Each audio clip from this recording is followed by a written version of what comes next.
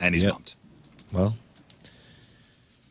yeah, it was kind of a dumb thing to do, honestly. Yeah, if you love no a offense band. to your bud, but like... No, he's a dummy. You had one bet. You've been to 100 shows and one wasn't good, so you're done forever. Pretty good track record. They've given you 99 shows that were awesome, and the last one was a little subpar, and you're like, that's it. And that's the last time? But he's such a fan. He wants to remain a fan. He doesn't want the last experience to be a bad one. But even if And it's a little, even if it's a little off, you know, like I go see Willie Nelson when he's in town. Willie doesn't sound like he sounded in the 70s, but he still sounds good. And for being 90-something years old, the fact he's up there doing it and can hold a tune and still play the guitar is amazing. Okay.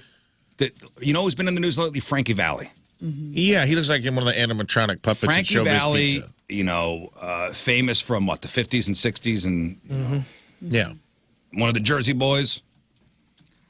He's in his 90s now. And it's in the news like he's not singing the songs, and when he does, it's bad. He's not even lip-syncing right. But that's going to be somebody's last memory of seeing Frankie Valli. Yeah. Fine. And that Iron sucks. Maiden's not 98 years old. They're not up there like...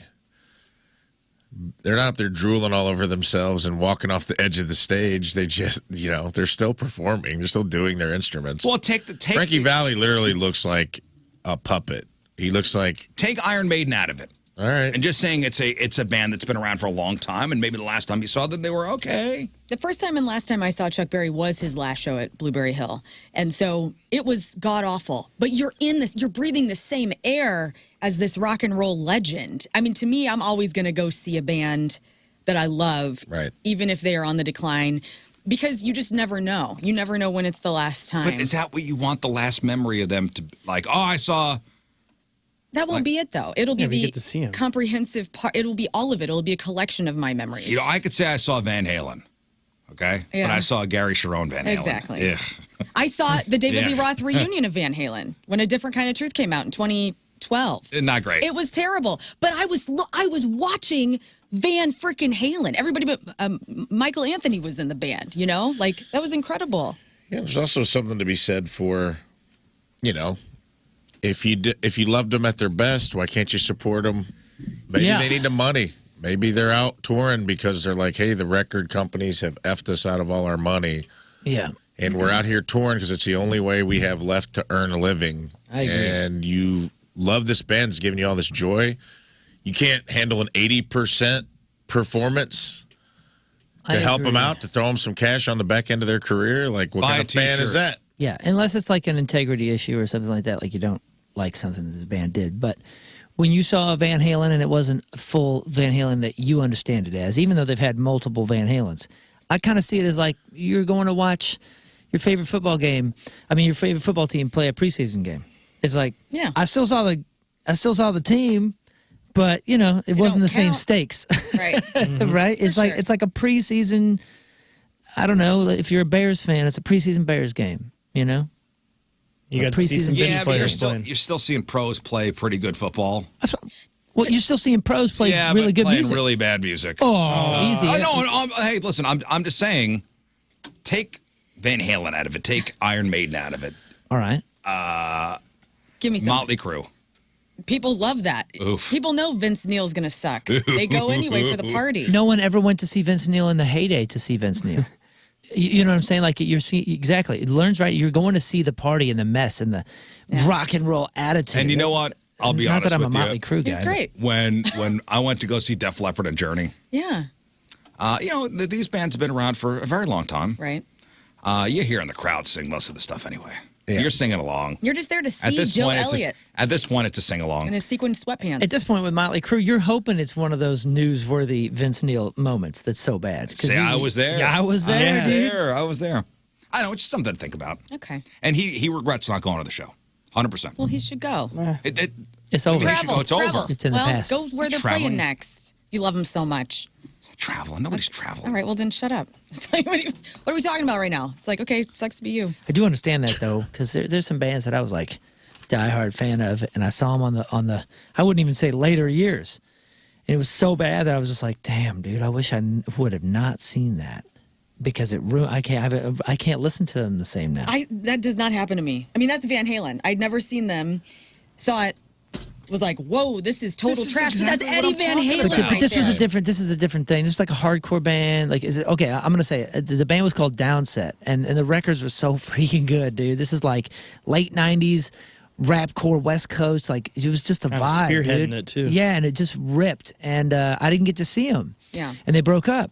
And then they came back, and I was like, no freaking way. I get to see Downset. This is going to be so sick. And they came, and they were opening for somebody like Stained or somebody at Pops before Stained was whatever they are. And I couldn't wait. And they're going to be like, it was like a 40-minute set, right? And the singer was a little overweight, so I was like, that's all right, 30 minutes, 40 minutes. They're going to be able to just rip a set. They don't have to headline. I guess the guitar player quit the day before the Pop show, and they showed up and tried to cover it, and it was so bad. He was out of breath. He couldn't get through a verse without just Here are two instant feedback messages. This is from Taylor saying, I can relate to seeing a dying relative. My grandfather was on his deathbed, not conscious, on a ventilator. My mom was pissed that I didn't come to see him one last time. I don't want my last memory to be the image of him hanging on by a thread. The next message from Elijah. Rizz, one memory, even the last one, doesn't encapsulate the entire synapses of any one particular band. So, Yeah, I'm the same. Like, I saw Bob Dylan, and he wasn't great. Bob Dylan was never great. But I can still... Woo!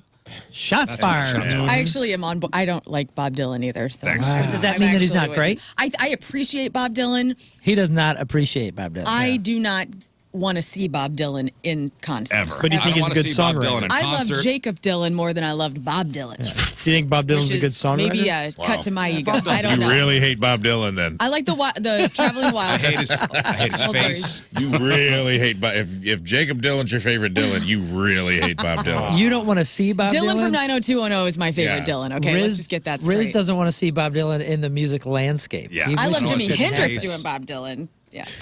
All right, today is October the 28th. Back in the day, 388 years ago, in 1636, Harvard College was founded in Cambridge, Massachusetts. So happy birthday, Harvard. 138 years ago, 1886, the Statue of Liberty was unveiled. President Grover Cleveland formally dedicated the 225-ton, 152-foot-tall gift from the people of France in New York Harbor. 120 years ago, in 1904, St. Louis police try a new investigation method. Fingerprinting. Fingerprints. That's right. I can't believe it started here. Yeah, it started here. Same year as the World's Fair. Like, Yep. how'd that even happen? It was a good year We for had St. dirty Louis. fingers here, I guess. People are eating wings at the World's Fair, and then you're like, you know what? We could track this. 1904, I think we peaked. Yeah, we did. The Olympics, the World's Fair. Didn't we invent iced tea? Fingerprinting. Didn't we invent? We Ice cream invented cone? everything in 1904. It was awesome. I feel like St. Louis takes a lot of credit for things in 1904. Hell yeah, dude. Like, dude, we invented like Gooey butter cake. taking fingerprints. Iron Maiden's riding first that wave. show. Yeah, Iron Maiden played here for the first time. Electricity, we invented that. Yeah. They made that pavilion down at Forest Park. I mean, we were ripping. The ice cream cone. Yeah, the wig was invented here. It was crazy, dude. 59 years ago, 1965, another thing in St. Louis, the Gateway Arch was finally completed. 20 years ago today, in 2004, David Hasselhoff loses his license because of a DUI. And 1 year ago today, in 2023, Matthew Perry died. That was 1 year ago today. Found unresponsive in a hot tub at his home in Los Angeles. Pronounced dead at 4:17 p.m. He was 54 years old. A couple weeks later, his death was revealed to be due to the acute effects of ketamine. Don't go swimming alone. No. And that's what happened back in the day. All right, time to find out what's going on in the world of music and entertainment with your crap on celebrities. And we're going to start with this, okay? Snoop Dogg crashed a party bus over the weekend. The rapper posted the surprise moment on X, and here's a little snippet of what that could have I sounded saw like. this. He just rolled onto the bus. Like, Yep, yeah. What if they Snoop- didn't recognize him? Snoop danced with shocked fans before lighting up a massive blunt, smoking away on his own Ain't Nothing But a G thing while it blared on the speaker. And let's listen to this. huh. Okay. Just lit up a blunt, huh? As one does. As one does, okay.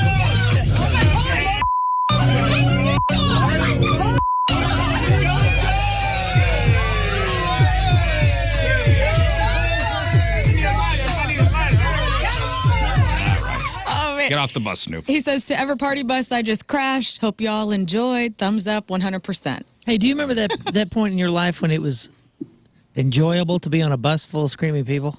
I'm still in that prime. Oh, really? Oh, yeah. Oh, like when I hear it, I'm like, wow, what? That sounds like a nightmare. But there was a point where I was fine with all of this. I loved it. It was Yeah, I don't think I'm a party bus guy anymore. Why? Well, because I don't want it. Like, it's so loud. I feel like and I you so have loud. to yell. I That's the can't best. leave when I want to. That's honestly my reason. We'll drop you off wherever you want, pal. Oh, is this a stop sign? Goodbye. I love it. Honestly, that is. I don't mind being on the bus. It's the whole I'm now at the mercy of the bus. Yeah, but at this day and age with Uber and all that kind of stuff, you can legitimately Yeah, guess just so, step yeah. pull off. the string and we'll let you off. I had the perfect experience for the party bus on my bachelor, For your bachelor party? Oh, that's right. Because I had one other person on the bus with me, and I got to take naps. It was awesome. That's It so was the best good. party I Your ever own had. party bus. That's right. I had a a party good bus for my bachelorette and it had a saddle on it and stripper poles and I hopped on and off. No, I hopped know, on many and I off. know. I was hot joking. babes. Oh, it was so much fun. I was like, I was on your party bus. Yes, you were. There was quite a few. Did you nap? No. Oh. I didn't Oh, nap. were you joking? Did Yeah, you, yeah, I was oh, just being silly. Oh. I was like, Make I it really sound like the believed that you lamest were party napping ever. for your bachelor party. no, I was like, I was on the party bus. It was a long day. and That was a long It was day. a very long day. fun. No, I had a good time, but I was at the mercy of King Scott and the party bus. But it wasn't a wild one, I guess. It could have been. Your weekly Jelly Roll news, you guys. He did something amazing for himself and his family by buying a 500-acre plot of land. He got very emotional talking about it on Dang. Instagram. I watched this video, and I thought this is actually pretty sweet. Well, here it is, Jelly Roll, and getting emotional about what he just bought. I talked to my father about it. I said, how come we never got a farm? He said, son, that's probably one of the mistakes I regret the most is that I didn't buy dirt. He said, they're never going to make no more of it. And if you don't listen to no advice from me, buy dirt. My wife and I, we purchased over 500 acres. And I have not been able to come to this land since we owned it, y'all. But yeah, I'm here, and I came here today to pray over it. I came here today to vision cast in it. I came here today to just walk barefooted in it. And most important, I came here today to pull this phone out of my pocket and look y'all in the eye and say thank you, man. Thank you. Enough. Thank you, piano guy. So thanks for the dirt, everybody. Rest in peace. Over the weekend, we found out that founding Grateful Dead bassist Phil Lesh died at the age of 84 years old. His cause of death wasn't disclosed, but he did previously battle both prostate and bladder cancer. Here's a little bit of Phil with Bob Ware and Jerry Garcia live with the Dead back in 1990. All right, Phil Lesh. Here we R.I.P. go. Coming at you.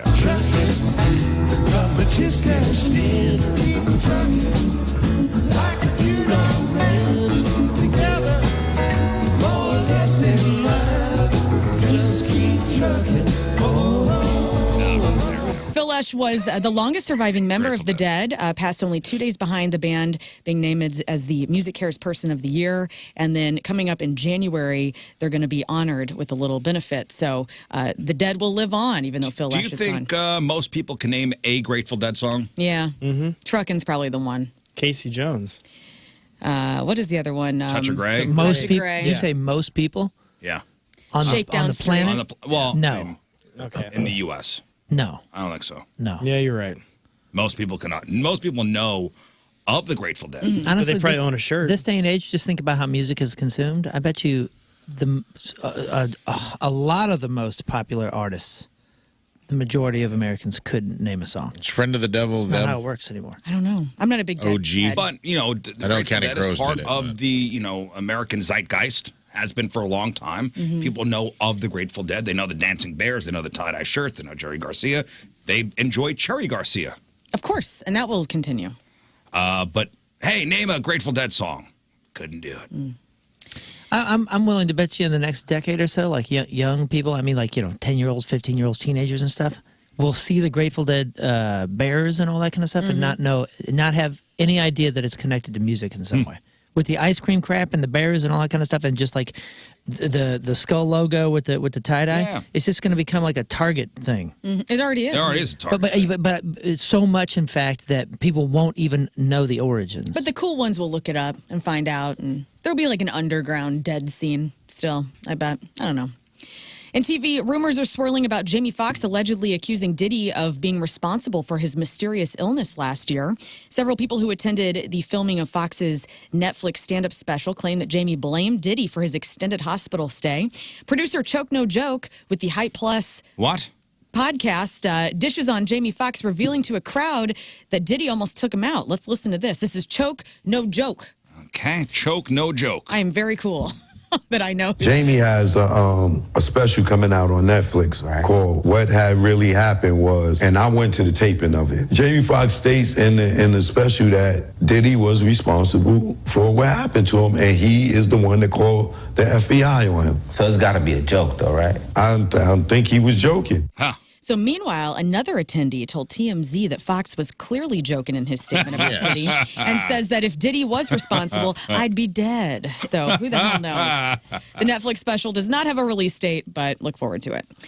Zachary Ty Bryan is facing his second DUI arrest of the year. The 43-year-old Home Improvement star was arrested on Friday. Brad from Home Improvement? Brad from Home Improvement. He was arrested in Oklahoma. Comes just 8 months after he was charged with a DUI in California. He was taken into custody, booked in charge of the DUI, and for driving without a valid driver's license. Hopefully he can get the help he needs. He's going to get grounded. He's had his problems. Tim needs to step in. Jill Taylor's pissed. Yeah, Wilson she's talked to super him. pissed. Maybe if Wilson talks to him. Jill's He'll get it together. more disappointed. What was the teacher's, Mr. Feeney? No, that was Boy Meets World. Never mind. Rest in peace. This is pretty awful. Ric Flair's stepson, Sebastian, who was an up-and-coming musician, passed away at the age of 24, took his own life. His mother, Wendy Barlow, confirmed to TMZ on Sunday. She says, I am devastated and shocked. This is an epidemic with our young men and the mental health of the young men in America. They had just gotten divorced, too. Did they? Ric Flair and Wendy, yeah. It's terrible. So if you or somebody you know is struggling in a crisis, help is always available. Text 988, or you can chat right now, 988lifeline.org.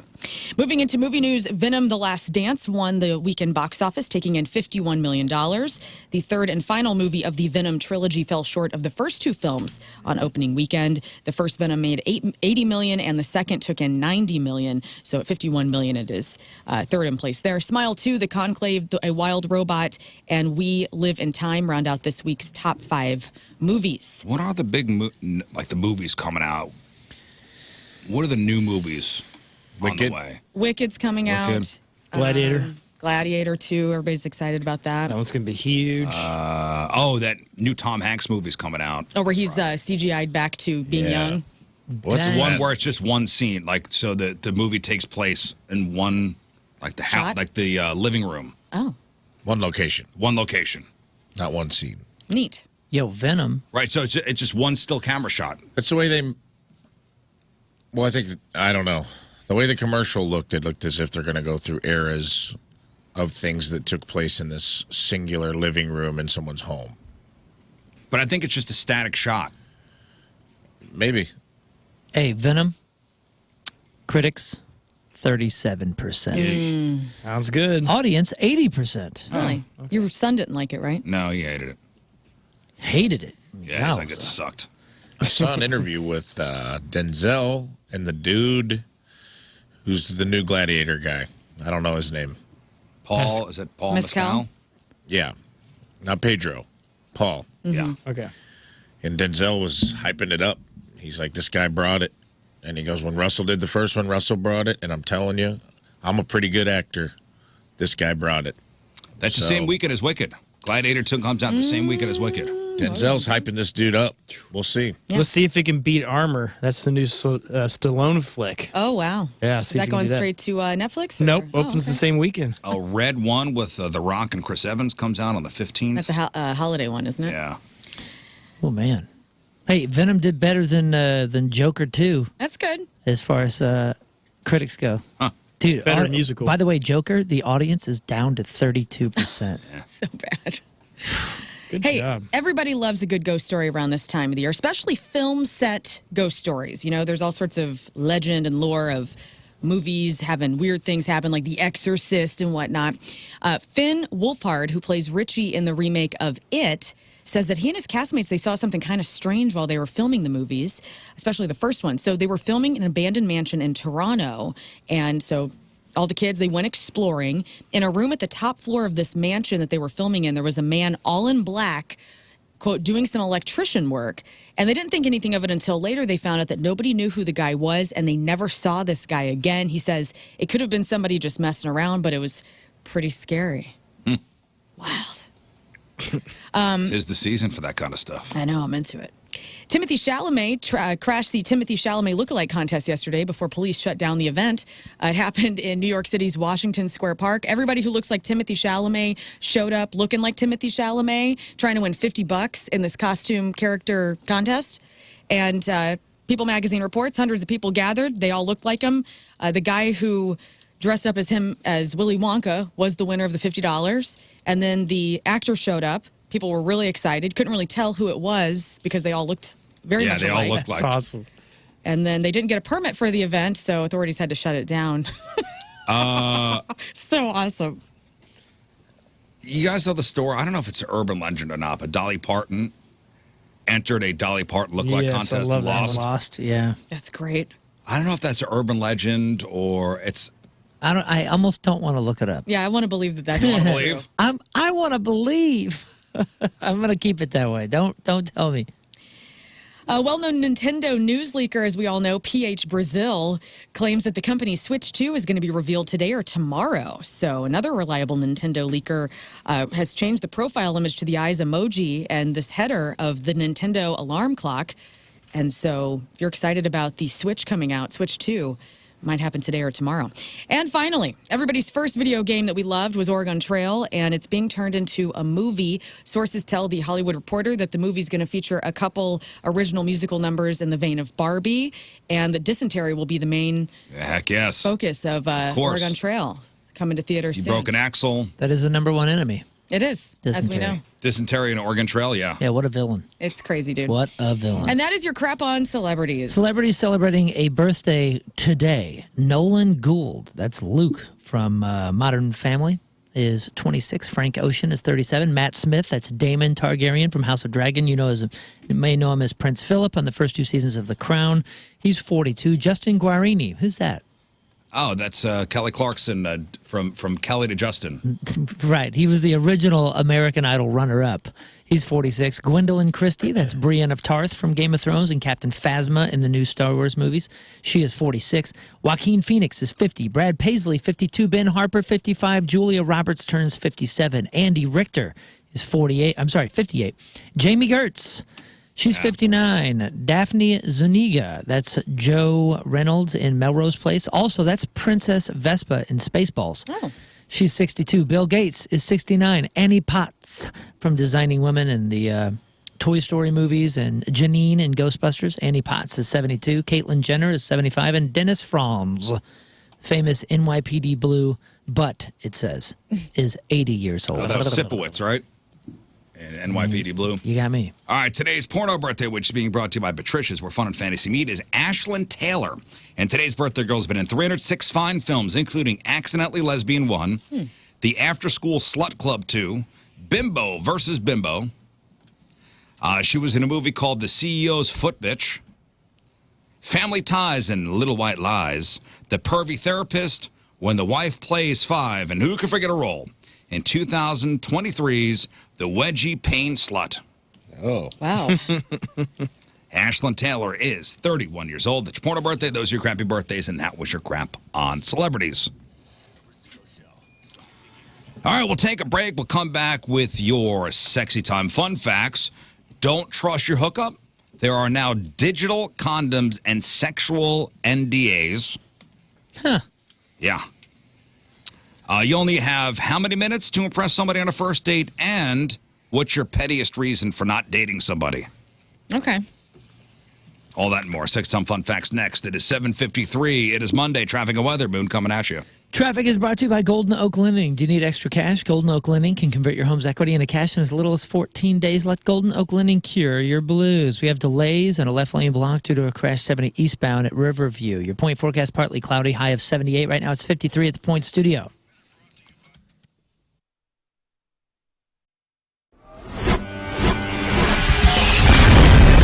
All right, it's 105.7 The Point, everything alternative. We are backstage. Your big summer show happening. And look, it's my friends, Josh and Tyler from 21 Pilots. Well, hey. What's up, dudes? Friends, What's yes. up? I wonder at how many more times that I interview you guys that we just turn the tables and you interview me. You know what I mean? Because this is literally like 4 or 5 times that we have spoken to each other. I just don't want you getting tired of me. Actually, would you rather Okay. get attacked by 100 chicken-sized horses or 1 horse-sized chicken? It's time for you to take that money you have underneath your mattress or maybe in a savings account, whatever it is that's not earning the right amount, and head over to First Community, which is easy to do because they have over 40 locations throughout the metro area, and soon they're going to be opening their 19th location in O'Fallon there at the Walmart, and that means it's open 7 days a week, so it's very easy to get in there and get your banking done. So take that money you've been hiding under your bed, head over to First Community so you can start earning a great rate, because the Federal Reserve, they dropped rates. And yes, that means your deposit rates, they may not have been as good as they were, but they're going to be awesome right now. And if you head over there, you could take as little as $500 and open a certificate of deposit, and you will earn that great rate. And unlike most high-risk investments, your money's safe because it's guaranteed. And the best part is, if you don't want to tie your money up, you could consider a money management account. And that one is, the more you invest, the higher the rate, and there's no monthly service charge. So your money is completely safe, and it's absolutely amazing, and it's completely accessible. Head over to First Community. Again, they make it very easy to bank with them. They have an incredible app, and they have over 40 locations throughout St. Louis. Head to First Community. That's firstcommunity.com.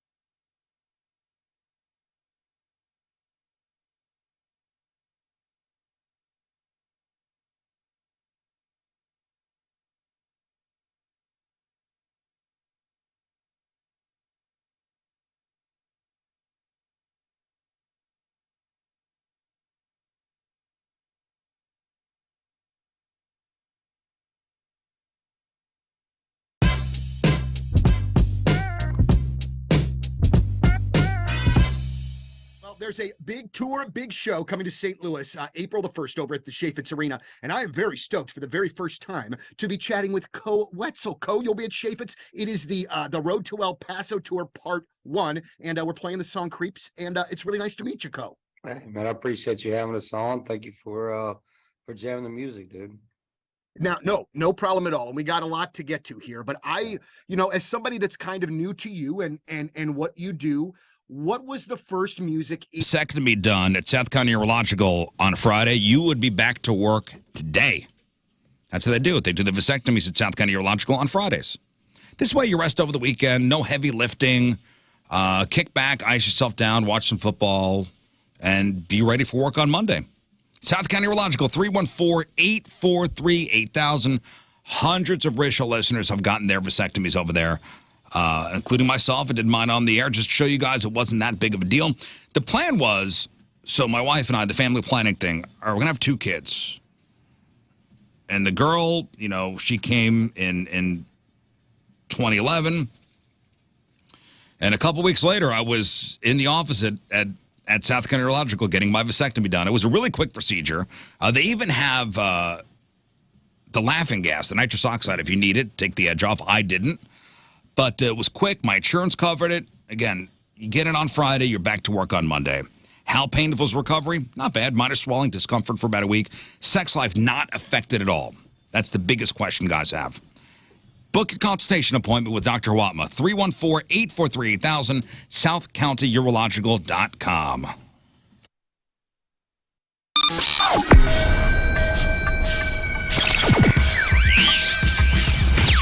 So here we are, way back Point Fest, and the first band of the day is a band that through the course of my life, I think I've seen your band 6 times, but we've never chatted and said hello. It's just strange that wouldn't happen. I know you mentioned Mississippi Nights. Yeah. We talked on the phone the other day, and Yeah. I remember the club well. We used to have great shows there, but it's like anything these days. Stuff doesn't stay around as long as you would think it would. So I remember something specific about this show, and it's a little creepy, so I'm going to go ahead and warn you. So where I was standing at Mississippi Nights, they had the back door open, and I could see directly into your tour bus. Okay. And I saw you. This is like right before you guys are going on, and I hadn't ever seen you before to this night, and you had like this black leather jacket on, like these skinny sort of jeans, and I was like, this dude is a bad man. And you were, and it was such a great show because that night it was a couple of different bands. Letters to Cleo were on that Sure, bill. yeah. Ned's Atomic Dustbin were on that bill. I love those guys as well. So it was like a cool thing. But it was the first night that I saw you guys, and Vinny, you had this like for real frontman rock star presence about you that I thought was very cool at the time. you sure put the pressure on me today. Where do you go from there? Right. But you know what though? And speaking of that role as the frontman is like an important thing, man, because not only the nuts and bolts of the creative side of the music and the lyric writing and stuff, but I mean having that image for the band is an important one, whether you want to kind of admit to that or not. Oh, certainly. And it's something that we, seem to cultivate early on in the career of the band. We wanted to do that thing. We revere rock and roll, and it almost sounds like I'm just copying Elvis on his '68 comeback. You know what I mean? You can't reinvent the wheel. You know what I mean? It's like that's pretty much it. Right.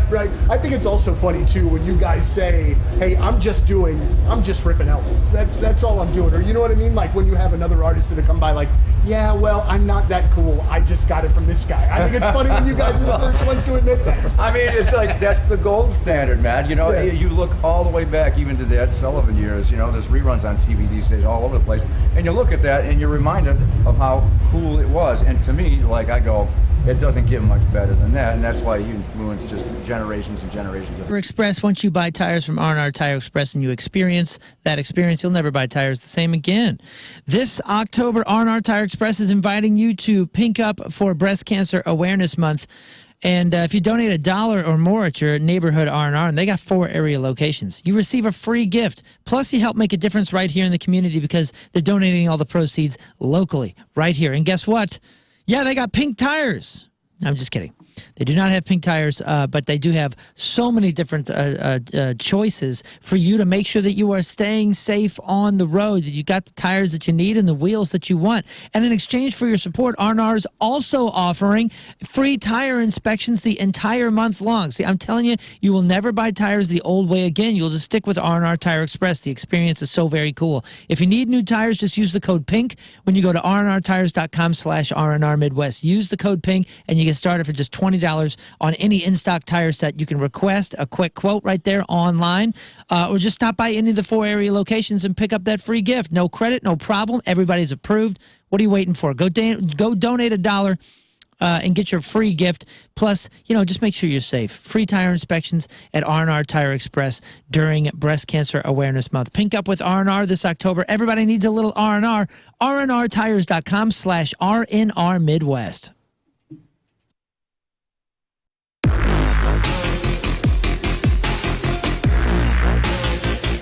We are backstage at Point Fest, and what a day in which this has been already. Oh, yes. Ladies and gentlemen, joined by Hailstorm. Yeah. Thank you so Hi. very much. Hey. It's great to see you We're guys. our invisible third member. Yes, Hey, yes. how you doing? We're the hail half of Hailstorm. I have to tell you this, and I know you don't remember this because it's been years and years and years, and I don't even remember how many years at this point. But the very first time that you came through the point. You guys are listening for Stone Temple Pilots from now until midnight.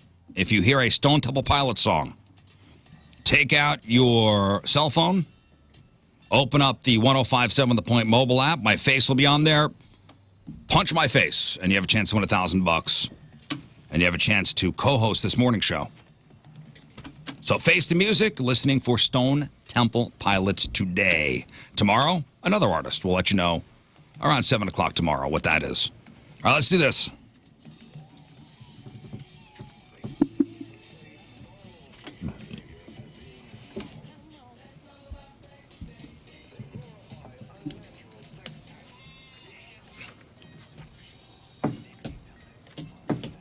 And your Sex Time Fun Facts, sponsored by Patricia's, where fun and fantasy meet. All right, so for most people in long-term relationships, it's easy to have, what happens in the bedroom stays in the bedroom policy. But for people who want to have fun with hookups and they don't know if they could trust the person they're with, there's a company called, well, it's a German company. I can't pronounce the name, but they've developed an app called Camdom. Okay. So it's a German company. They've developed an app called Camdom, which is being described as a digital condom. It's supposed to protect people from non-consensual nudes. So both participants, you download the app, you activate it, and then it sets off an alarm if one phone gets disconnected or starts recording audio or starts taking pictures. Interesting. I'm surprised this is just for nudes. I mean, this could be used for anything. Well, for anything, yeah. It doesn't seem like it's available in the U.S. yet, at least on the Apple platform, but it's called Camdom. So I guess it's an epidemic of, we're getting hot and heavy, and then one of us turns on audio recording or one of us turns on video recording, and this will let the other person know, hey, you're being filmed. That's pretty interesting. Not a bad thing to have. I wonder if because you're right. That'll work everywhere. Yeah, but you and a partner have to have it. So It only picks up German sex sounds. Yeah. Doggone it. Yeah. Yeah. Is that how a German would sound? Oh, yeah. Oh, yeah. Yeah.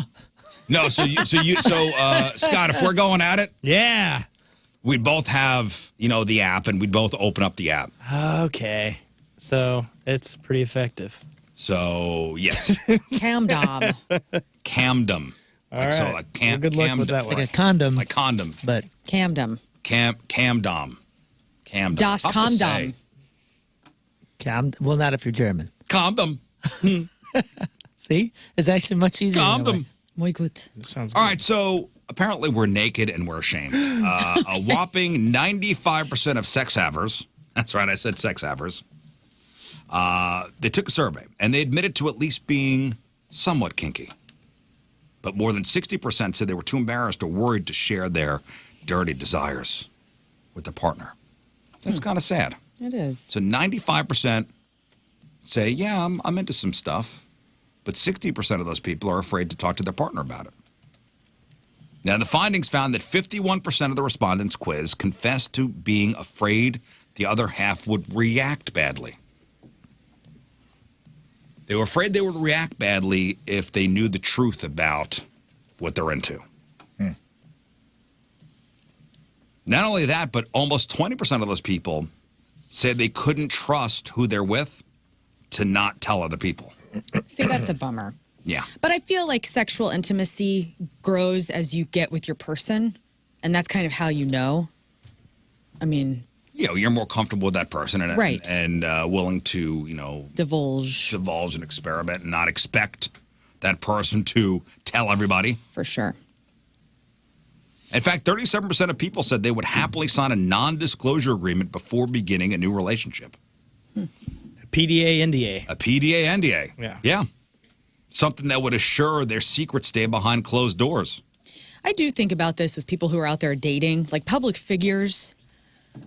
Like I got a friend who is a, well-known buddy, and it has to be so hard to go out into the world and like meet people, and you're afraid that maybe somebody's seeing you for the wrong reasons and wanting to like get you.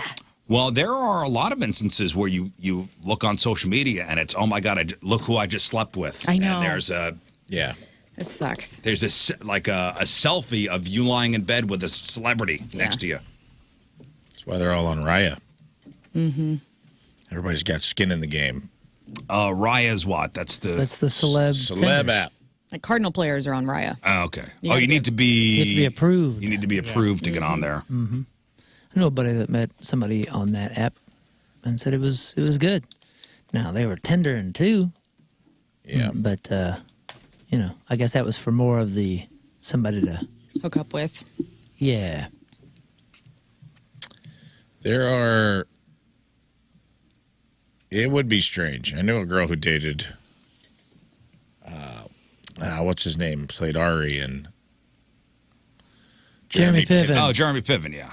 The Pivster. The Pivster, yes. He's been on the show. Local gal, dating him for a while, and NDA, had to sign a thing saying she wouldn't tell anyone they were dating. Oh, she actually had to sign paperwork. And he was basically just told her, like, hey, if you tell anyone, I'll break up with you. Now, let's say I was single. But she did tell somebody if she told you. Well, Later. didn't he tell everybody that he was dating someone from here?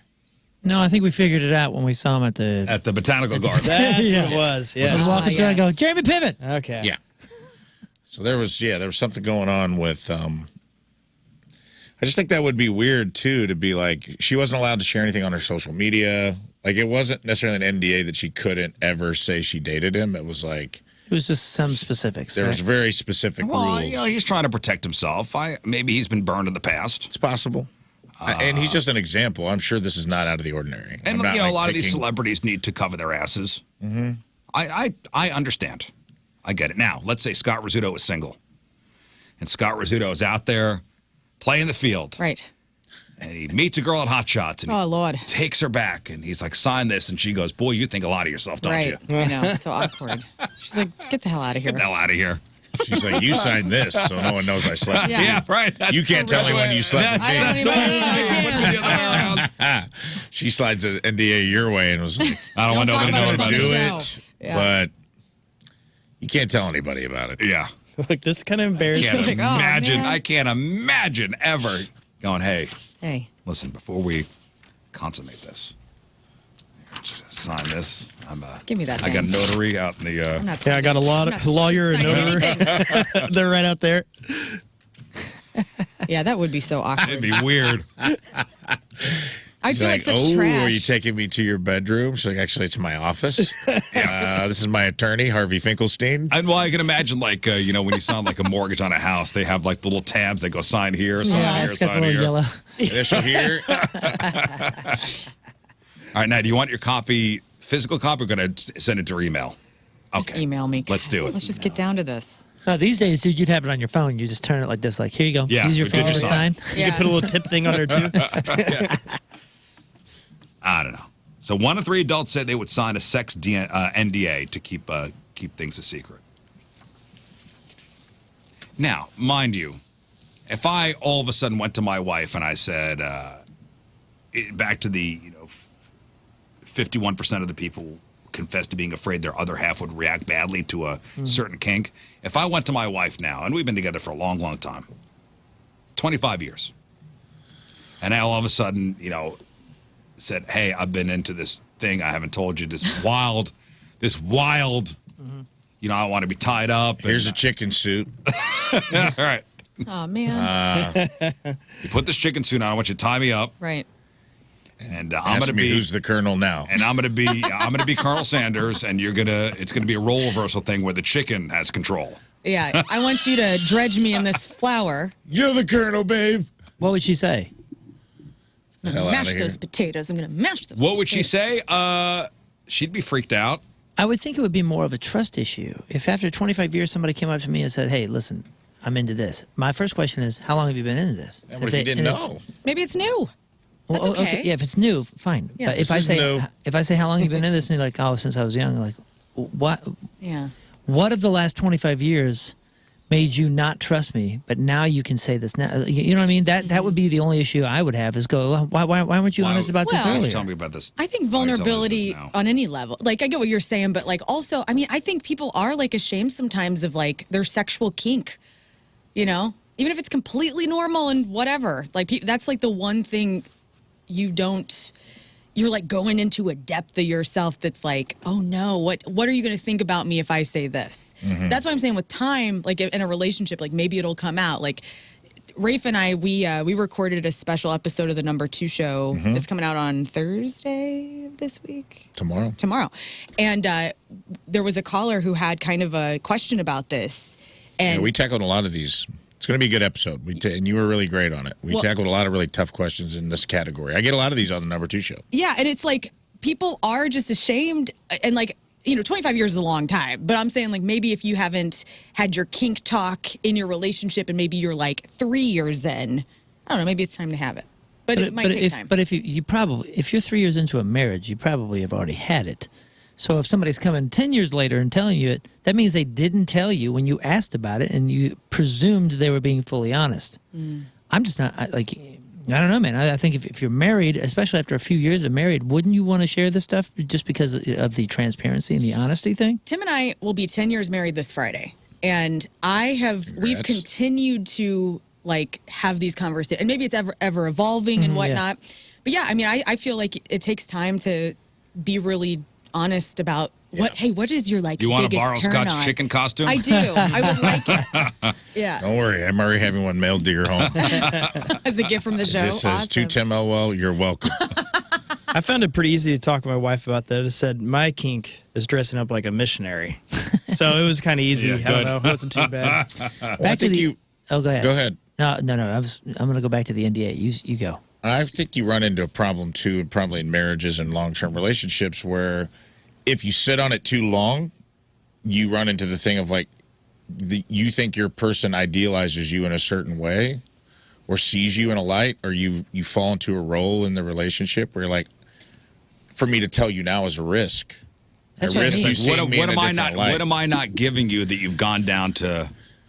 Right. That The you chicken need this. rabbit hole. Or Hiding you it just from me you for like 20 that your years. partner sees you a certain way, and then there might be something that you're like, gosh, damn it, I sat on this too long, and now I can't ask. Exactly, and I think that's a dangerous Can scenario. be, but I think that happens a lot. I'm in a Facebook group. Oh, I think so too. We ask each other ridiculously personal questions, and there's every day there's posts in there of people that have been in long-term relationships. Like, I want to tell my wife.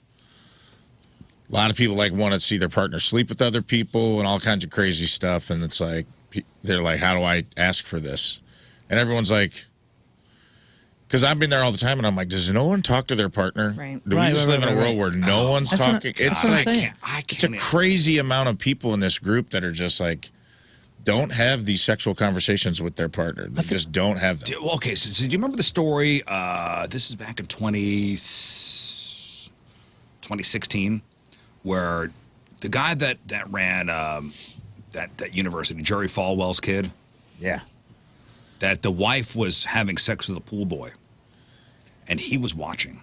Oh. Like that was their kink, and like he wound up having to resign from being the president of the school. It was like a religious school and everything. And all I thought was, man, who broached that subject first? Yeah, right. Like, how did that come up? Oh, I think that's more common than we Like the whole cuckold thing. Like, Yeah. who brings that up? Is it the wife that goes, hey, I want to sleep with another dude and I want you to watch? Or is it the guy that goes, hey, I want to watch you sleep with another dude? The more I hear about other people's relationships, the more I think that my wife and I are like really out there and different. No, I just mean really out there and different, that like we've had all of these conversations. And I legitimately mean like there's not a single freaking secret. And we're watching the show. We just started the show with Kate Blanchett called Disclaimer. And it's basically talking about this. Like she's got this married life and she, and then something's about to come out that her husband doesn't know, and she freaking is panicking. And her husband has no idea. And we're looking at each other just like, dude, weird. And this is the norm. Like Rafe is saying, like you'd be surprised with how many people don't know these pretty primally important things. I know. I see those about stories. their spouses. I see those like, the cuckold story or whatever, people into threesomes and foursomes and whatever somes and, going to the orgy dome at Burning Man, with their partner. And I go, man, we're pretty milquetoast. Yeah. Yeah, Like right. too vanilla. Like, yeah. No, I'm not saying there's levels It's to not that. too vanilla. It's vanilla, and it's fine. Yeah. There's levels to that kink also. Like in this group I'm in, I'll see it all the time. There's like people who like to be cuckolded and disrespected, which is like a subgenre of it. There's ones that are like it's a loving thing. It's like they're included in the process. Sometimes it's not just voyeurism. There's levels to that. And I'm like, people aren't getting in the weeds with that stuff a lot. Wow. Just like, I'll just keep this to myself because the first 6 months I didn't divulge it, and now I feel like you see me a certain way. I think it's more prevalent than you think. You guys probably are an anomaly in a way of like, if you guys have had those conversations where you're like, this is the weirdest thing I'm into. Yeah. What's your weird thing? Good for you guys. Yeah, That's I think awesome. we It's both, healthy. We both just got so burned that was like our default setting. Yeah. And so I'm not saying that people that aren't having those conversations are being dishonest about it, but I'm just saying like you said, I think you're running the risk of then getting to a point of no return where you're like, crud, man, I just got to hold this. Yeah, so if I'm And that's- 25 years into my that's marriage, torturous. I'm 25 years into my relationship, and I said to my wife, hey, I want to watch you.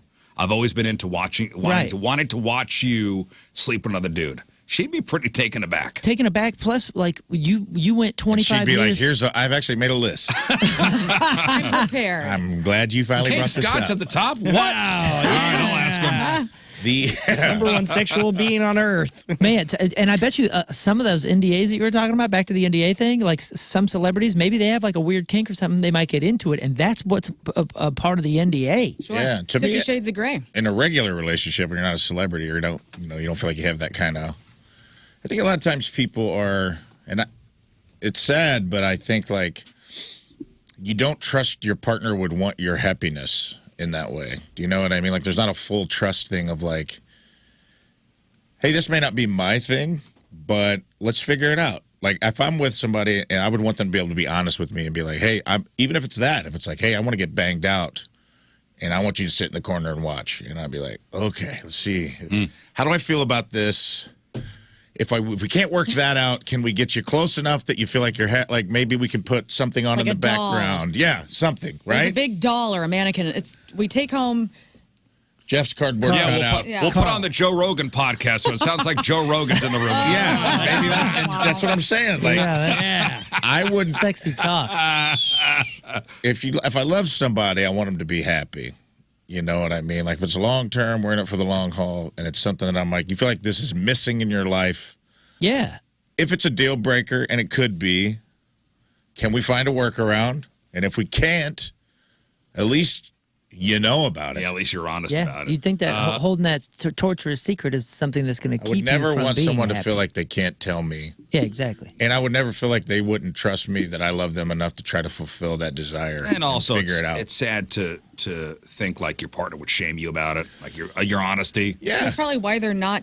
The conversation we're all having. I mean, there's so much judgment or like semi-judgment on people. That's what I'm saying. So that's why it takes so long to have that vulnerable conversation, because it is like for the most part, you're getting your rocks off by yourself because you're watching pornography that takes out that kink. So maybe you're watching cuckold pornography, Well, and that's how you get that out. Also, of your there's system. there's a point to like, as long as it's nothing illegal. Absolutely. Well, yeah.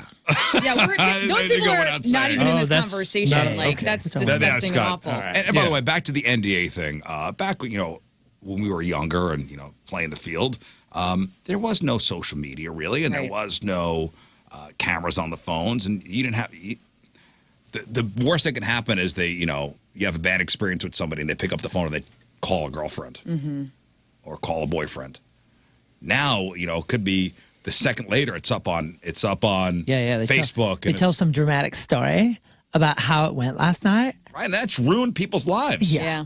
Yeah, because nobody can like question it. You can't come out again without then making the first post even bigger. Right. So yeah, in your NDA, do we get to negotiate? Is there a performance bonus? I don't think that's a bad. I don't think it's a bad idea. Not a bad idea. Apparently, here's how long you have to impress somebody on a first date. So you go on a first date with somebody, you have how much time to impress them? Oh, 40 seconds. I may actually have a number. It's more than 40 seconds. Your time begins now. 5 and minutes. go. You have 12 minutes. 12 minutes. Yeah, I'll take the spinach and artichoke dip. Yeah. Okay, go. That makes sense. That's the Attention span. that is actually if you read like a book about screenwriting, they say the 12-minute 12th page is when you need to have gotten to the hook of the movie.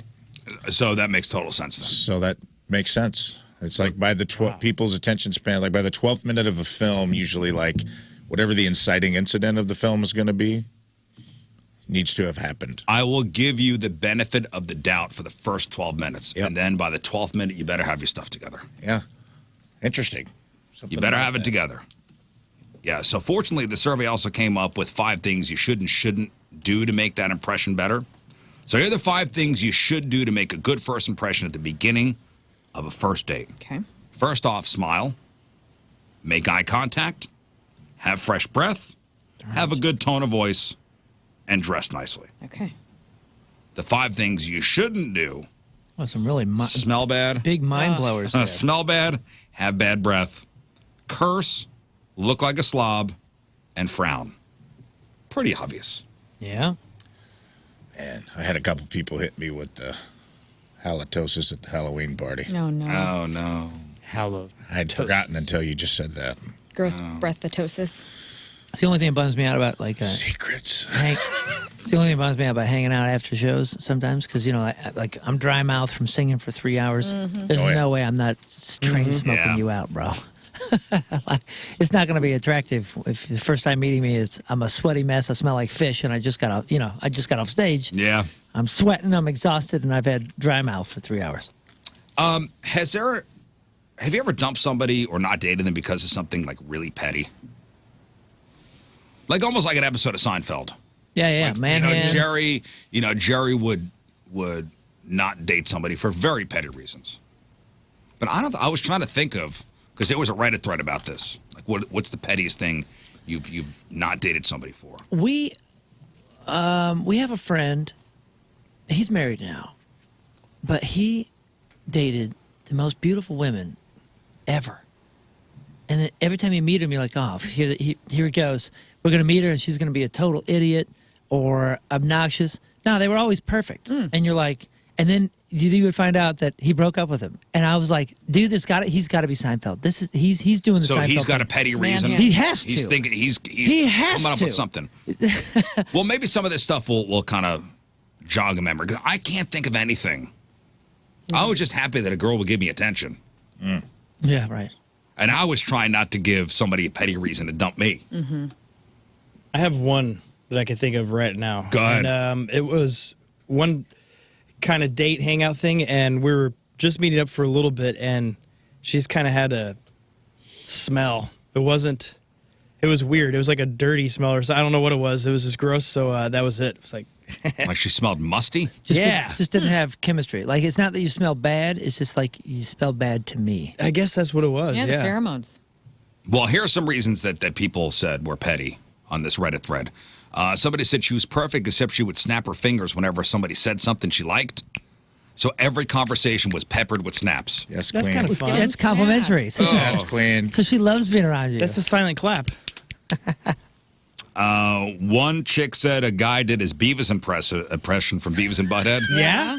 That wasn't that good. wasn't Was it good. you, dude? And and the woman realized he kind of looked like Beavis, so that was it. Oh, no. I know that guy. It is an impression you do need to nail. Because if you don't, you look like Maybe an not idiot. the first date, too. That's a cool That's one. Butthead. Oh, this chili, this. That's Butthead. That's Butthead. Oh, Chili's God. rules. Damn Check, it, please. Beavis. We're done. This one girl said a guy talked about his Italian heritage too much. This is new. Nothing against Italians. It's just a thread about you. It was just way too constant. One guy kept saying he was the #1 radio host in a small city. Hey! That sounds... One girl said he had a Velcro wallet, and that was it. That's it. No windows in there. Yeah, man, that's a tough one to look cool opening up. What's it matter? Did you enjoy your steak dinner? It's on me. Yeah. It's on me.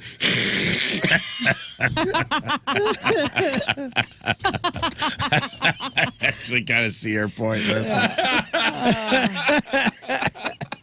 Please, I'm old school. I know. Oh, that's great. Maybe it was a vintage wallet, you know? I'll pay. It was his dad. Think of the money he saved. Yeah. Yeah, man, that's rough. That'd be a tough one to get over. Imagine a guy opening a Velcro wallet to pull a condom out. Things are about to get spicy, eh? Then there's a second Velcro where he keeps the little... It's a trifold. And it's a Velcro condom. He has a condom. Somehow the condom is also in a Velcro container. Oh, God. One girl says a guy spread ketchup across his entire plate at breakfast, then chopped his food up into one huge pile. Yeah, that's ridiculous. What are you doing? Like, even if that's what you do, Right. Get it you're not together. self-aware that that's weird. Right. And you do that on a first date? Does anybody here do that? Do you guys ever cut up something completely? Yeah, sometimes. Really? Like, what are you talking about? Like, what is it? Steaks? I don't know. If I'm tired, I know this is this is Okay. ridiculous. Here we go. All right. If I'm freaking tired, and you guys know, typically, and I do love food. I've developed a love the last like 10 years for food, but like, I'm a eat to survive guy. You know what I'm saying? Typically, and if I'm tired and I just want to get through a meal, and I see something that's going to take work, I'll think it through and go, you know what? I'm just going to cut this whole thing up. I'm going to lean on this elbow, and it's just, I don't have to pick the damn knife up again. I always think it's very strange that people cut up their pancakes before they... Dive in. Yeah, I'm a cut as you go Cut type as of you- gal. 'cause you're an Pancakes? adult. You're an adult eating you're an adult. pancakes. Well, if you're saying you only do that when you're tired, I understand that a little bit. People cut up their pancakes before they eat them. Oh, dude. But it's already a dorky kid food. Like, I mean, I mean, what are you trying? You have to look cool eating pancakes. Come on, we're not talking about a steak. I don't want to cut the You're pancake cutting up. up. You cut them up before you eat pancakes. I know don't you eat pancakes. I feel like it dries them out if And- you cut all your pancakes up at the beginning of the No, pancake. it's like mommy cut your meat for you. Okay, first of all, Well, yeah. think about if you like the syrup and everything, wouldn't you want them cut up before? Because then when you put the syrup on, it's going to hit more of the edges that are absorbing it. It seems My actually a mouth's very watering. smart thing to I want do. some pancakes right now. Well, I mean, the edge of the pancake is damn near waterproof. Might as well if you're go. Here putting- comes the airplane. What do you mean? Think You this want some through. pancakes? I'll pay. I'll pay for the pancakes. You know, I am not one of you, but I am defending you, pancake cutters, because it seems No, that the it's syrup would childish. childish. I don't like it. It's childish. Grow up. Grow up. Eat your I would break pancakes up like with you a if man. I saw that. I'd go, what is this? Eat your pancakes like an adult. This Italian doesn't like it. Nor does this Italian. I'm paying for breakfast and I'm leaving. See you later.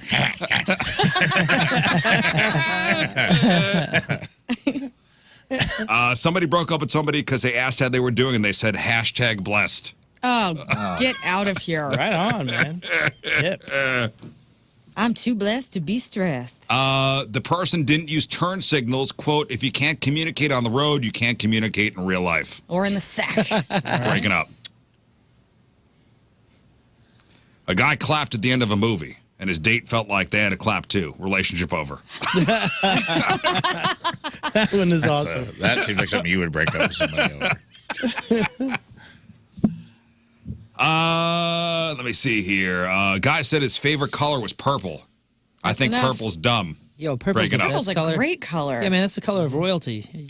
Enjoy Plum, being a dork. there's so And many Barney. levels to it. That's weird to me. That seems very petty. That's very petty. And these are petty reasons for not dating somebody. Some of them I need to be able to see an understanding of the pettiness. Like there's a few of these and I'm like, I get it. I get where that's like a red flag to you. The purple thing, that just seems like you were looking for something. How about this one? Unless he came dressed like head to toe in purple. And on the first date. Professor Plum. He's just like in a purple, like All right, Prince. crushed velvet suit. Yeah, like Prince. And like, it's my favorite color. How about this one? Is this petty or not? Serious food allergies. This person wrote, it's just too much pressure knowing that if you kiss the person after eating a peanut butter, like a peanut butter cup, Yeah. they could die. Can't handle I it. feel like Rogue from X-Men, you know? I get it. That's just a health thing. I don't want to be a health violation. And I'm not giving up peanut butter for you, you know? Wow. Man, I hate to say it, but yeah, that's a tougher one. That's Just a tough one. tough. Yeah, it would be a tough one. I was with I was with a friend that works for the band, and we were at this like incredible, like super famous, like truck restaurant thing that was famous for all these burritos. And I got this one that was like Thai and something other, and it had peanuts in it, right, and peanut oil. And a dude sat next to me. He's like, "What'd you get?" And I was like, "Oh, I got the Thai one, man. You got to try this peanut butter thing." And I just went like this, and I almost killed the guy. Like apparently, Yeah, like that's why you're not dating anymore. if he even gets anywhere near him, and I didn't know that, and His I was throat just will like, close "You up. got to tell it, brother. I had no idea." And he goes, "If you get that anywhere near me, I'll start to swell. If it touches my skin, Wow. it gets real bad. And if I get it near my mouth, I'll swell up, and we'll have to go to emergency Oh, room God. if I can make it." He didn't have an EpiPen? He didn't. He said it was on the at the hotel, like with our gear. Oh man, I would. What, you don't have that on you at all times. That's what I said. So, and I thought, and I actually kind of thought to myself because I'd never been that close to somebody that had it that bad, like super deadly, right? Like this is his true kryptonite. And I thought, man, what if my wife had that or my kid had that or something like that? I mean, changes everyone's life. Remember, my son had a buddy over, and my wife gave him those like king cones that have the peanuts on top. Oh, right. And nobody said that the kid had a peanut allergy, and he ate it. That's terrifying. Yeah. Like, thank God the kid was all right. And also, how sad, because those things are delicious. I know, but I was pissed. Well, yeah. You don't want to kill a kid. I was like, why didn't anybody say anything? Yeah, that seems weird. The kid was old enough to say no, first of all. But, like, the kid was over for the entire day. And never said anything. And never said anything. Yeah. Well, And it's like, hey, you guys, you know, we got these king cones. You want ice cream? Oh, yeah, all right. I was surprised that he was even eating at this place that served something like that. And he said, oh, yeah, I was up there for a while asking all the questions. Where's this cooked? Where's that cooked? And he said, even though they assured me with everything, he had some real bland thing. And he said, I can feel it. There's like, it's around me. Oh, or man, something. that's I was crazy. like, what? Another petty reason for not dating somebody, final one here. She had the same name as my mom. Yeah. Just couldn't do it. Her name's Mom? That would be tough. Call me mommy. I get that. I've had things that would be tough. Wouldn't it? Right. That's kind of weird. Well, I can't imagine like dating a girl named Jackie and being Like my in mom the is bedroom. Roseanne. Yeah. My brother's married to Rosanna. No way. Really? Wow. Very cool. I knew a guy who Mama's boy. I knew a guy who broke up with a Jen, dated a Jen, broke up with that Jen, married a Jen. 3 Jens in a row. 3 gens in a row, huh? Yeah, but that's Jen. was it mom Jen? I don't know. Because if mom's Jen, then that's big weird. red That's flag. really weird. That's weird. I got set up with it's not like a red flag petty.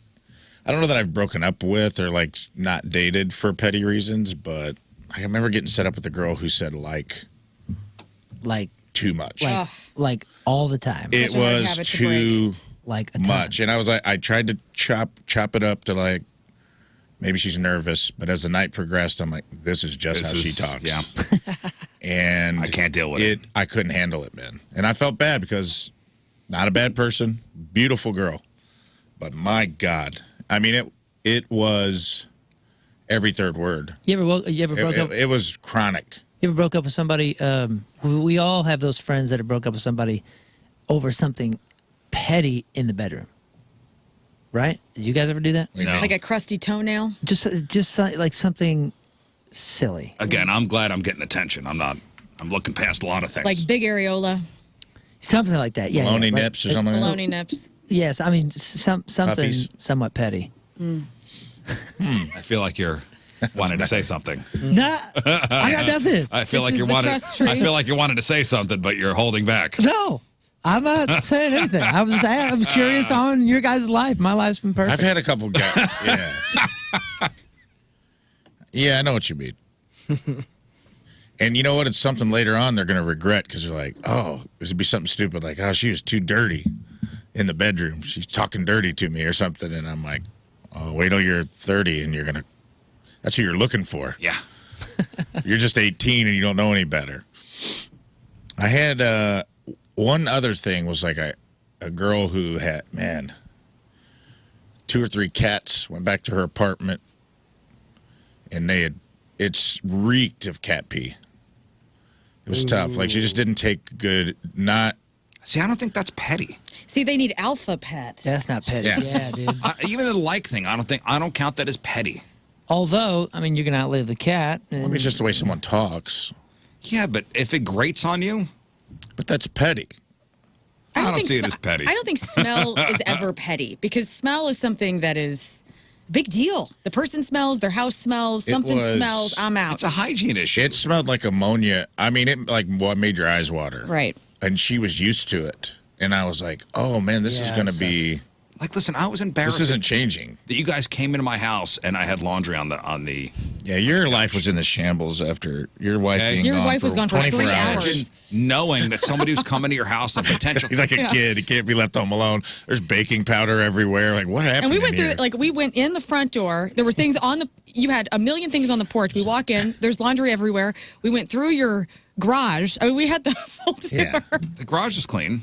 There's We went just through your piles of laundry stuff room. everywhere, and you're Thank like, goodness. I didn't know you guys were coming in. This is embarrassing. We're having a yard sale or something. I'm like, but here's no, the thing. you're not. Of course, the I garage didn't is know clean. people were coming over, okay? If you bring a potential suitor home and your house smells like cat pee, you're gross. She just didn't know. She's like, she knew that her cats. She's like, they've been spraying. They spray, and I'm just like, I ain't sleeping in Put here. and you don't have a Glade plug-in? It was so strong because I mean, cat pee is super strong. If you don't stay on top of it, you have to be on top of it. And she had like 3 male cats, and they must have just. And it was a tiny little apartment. Oh yeah, it's a bummer. And they must have just been spraying 24/7 because it was like you could taste it. Oh, you know what I mean? Like, it's you ever like been? You ever been skunky. around? Oh, You ever been yeah. in someone's house where the cats are like out of control? Yeah, it's like and you're just skunky. It's something that sticks. It's it's a marking It thing. feels like it gets on your clothes. All right, listen, we got to take a break. We'll come back. We'll close it out with the sex toy of the week and just something to think about, taking us through the commercial break. Should men pay for dates because women spend more money prepping for them? Should men pay for dates because women spend more money prepping for them? Think about it. All right. Apparently, this is a thing. All right, it's 8:40. It is Monday. Traffic and weather. Moon coming at you. Traffic is brought to you by Golden Oak Lending. Do you need extra cash? Golden Oak Lending can convert your home's equity in as little as 14 days. Let Golden Oak Lending cure your blues. On the east side, we have delays 70 eastbound between Packers Avenue and 55. Average speed about 10 miles an hour. Your point forecast, partly cloudy, high of 78. Right now it's 54 at the Point Studio.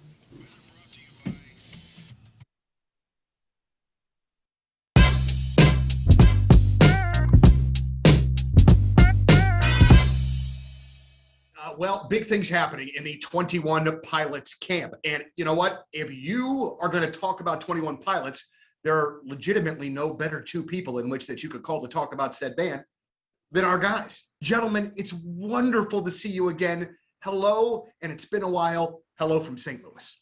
Thanks for having us. Yeah, it has been We're a excited. while. Man, it's really great to see you guys again. And the first thing that we want to talk about is the 21 Pilots Cinema Experience. Now, it's coming out on May the 19th. There'll be a special encore on May the 22nd. But I want to know, this experience came about a year or so ago during the pandemic. And I'm curious, the show was so well done, so well produced.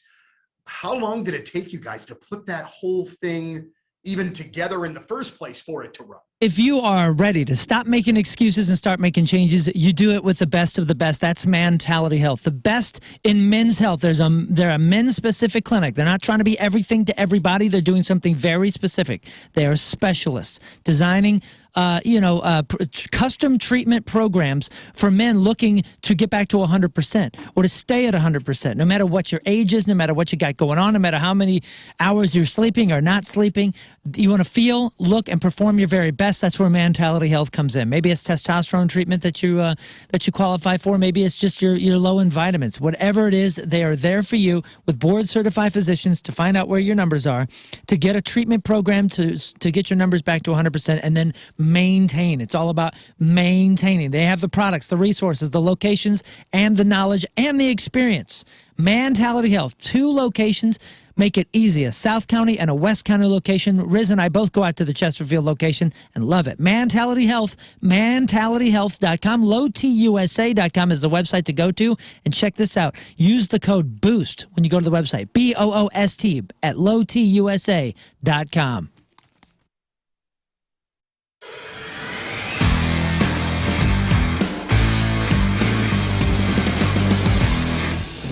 Aha! Welcome back to the farm. So today's a special day because I got Mark from Colonel Landscaping here. Hey, Mark. How's it going?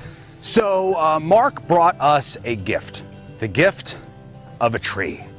So, Mark, what does this symbolize? What is this tree? What do we call this? So this would be kind of like a statement tree. Or a memorial tree sometimes.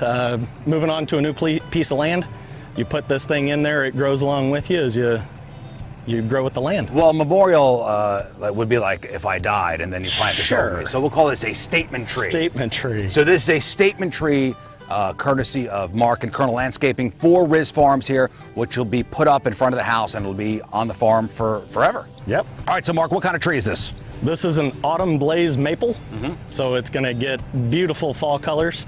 It's a relatively fast grower, so it's going to get nice and big, give the house some shade. Oh, awesome. So we need to put this into the ground, which I've never planted a tree before, so... Oh, you're going to get your education today. Oh, nice. So let's get it off the trailer. All right. And into the ground. Yes, sir. And how much does this thing weigh? Probably about 200 pounds. Good thing I got this cart. Let's load her up. All right, Mark, let's do a tree raising ceremony. All right, here we go.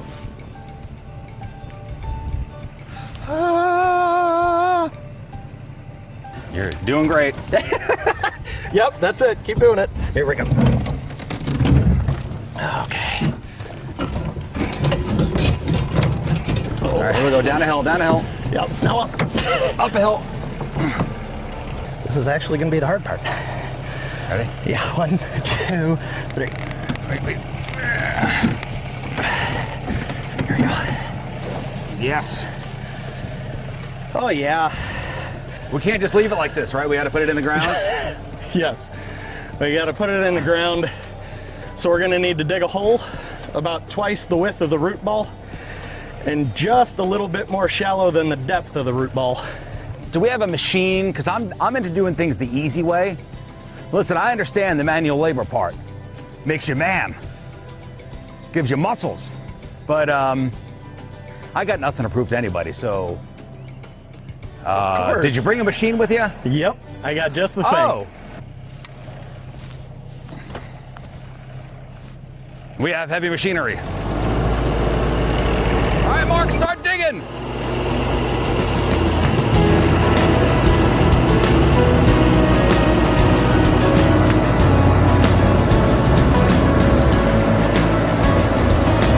Oh boy, here you go.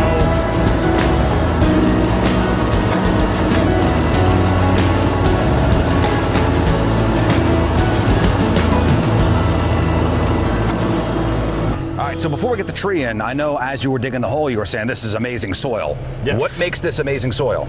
So it's a nice rich brown color. As we can see, we can squeeze it, and it's not squeezing out in between my fingers, so there's not too much clay content in it. It's moist, it's... Moist. Everybody's favorite word. So this tree should do well in this? Very well. Oh, excellent. So let's get the tree in. All right. Rolling the... She's gonna go like real quick.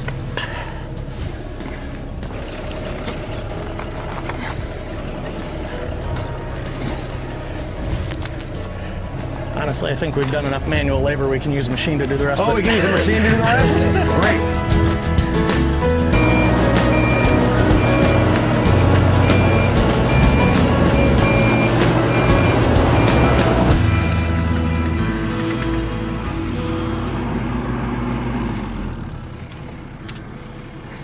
Should we cut the cord on this thing? So once we get it in, what we'll actually do is we'll walk around, compact the dirt around the outside, and then we'll cut it down.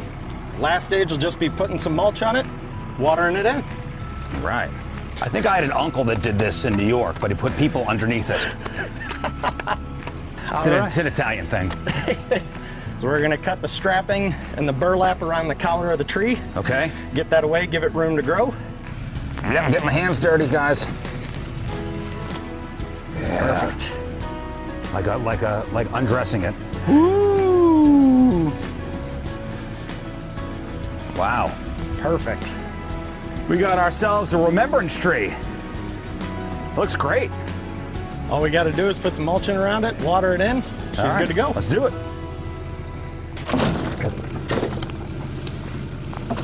Hey, John, last time I was out here mulching, there was a snake in here. Oh. About 6 feet? About 3 inches all the way around. That'll insulate the root ball and hold the moisture in the ground.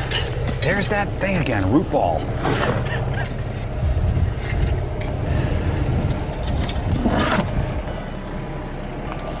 And that should probably... For a professional pest control service, because you want to protect your family, you want to protect your property.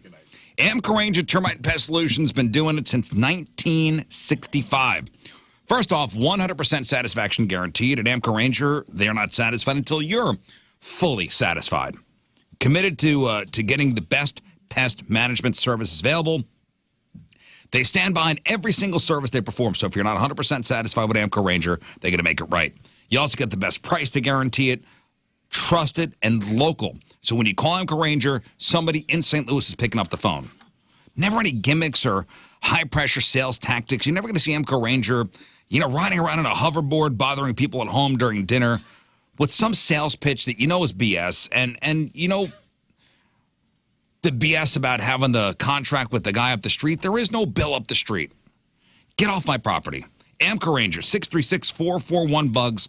That's 636-441-BUGS. Online at amcoranger.com, amcoranger.com. Protecting what matters since 1965.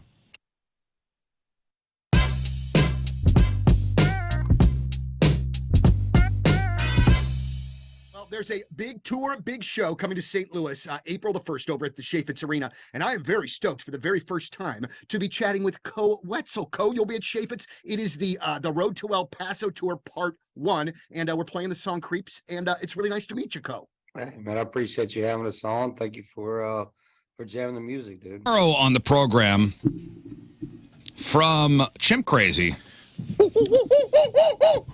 Miss Tanya Haddix. Yeah, baby. The star of Chimp Crazy. Let me ask you this. Yes. Episode 1, because I do want to watch at least one episode of this before she comes in here to get a little juice on the guest. Is it the worst episode out of the 5 or however many it is?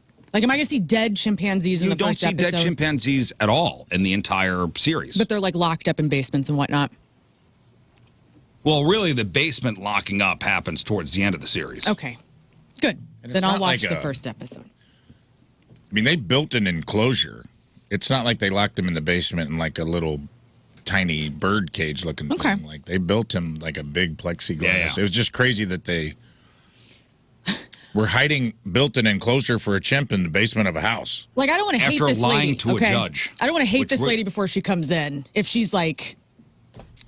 Listen. Should I not watch it? I don't know. No, I think you need some context. Yeah.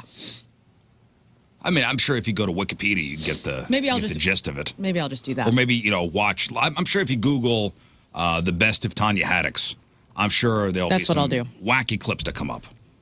I've had listeners literally email me being like, do not watch this show because of my bleeding animal heart. Don't listen to them. They don't know what they're talking about. Also, that's just listeners trying to connect. Okay. But she's going to be sitting next to you. I know, and I'm going to have a lot of questions. So good. And she's willing to answer anything. Cool. I have a ton of questions as well.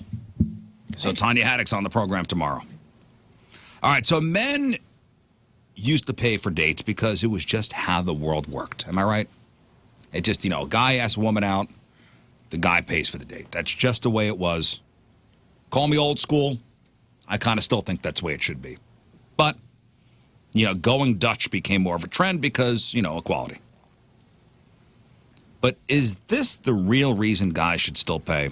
A woman in New York is going viral for saying that she refuses to split the bill. Refuses. Because she's already spent way more money prepping for the date. She lists things like getting her nails done and maybe buying a new outfit. Meanwhile, the guy's probably showing up with whatever he wore to work. And she also talks about how much time she spends getting ready. And time is money.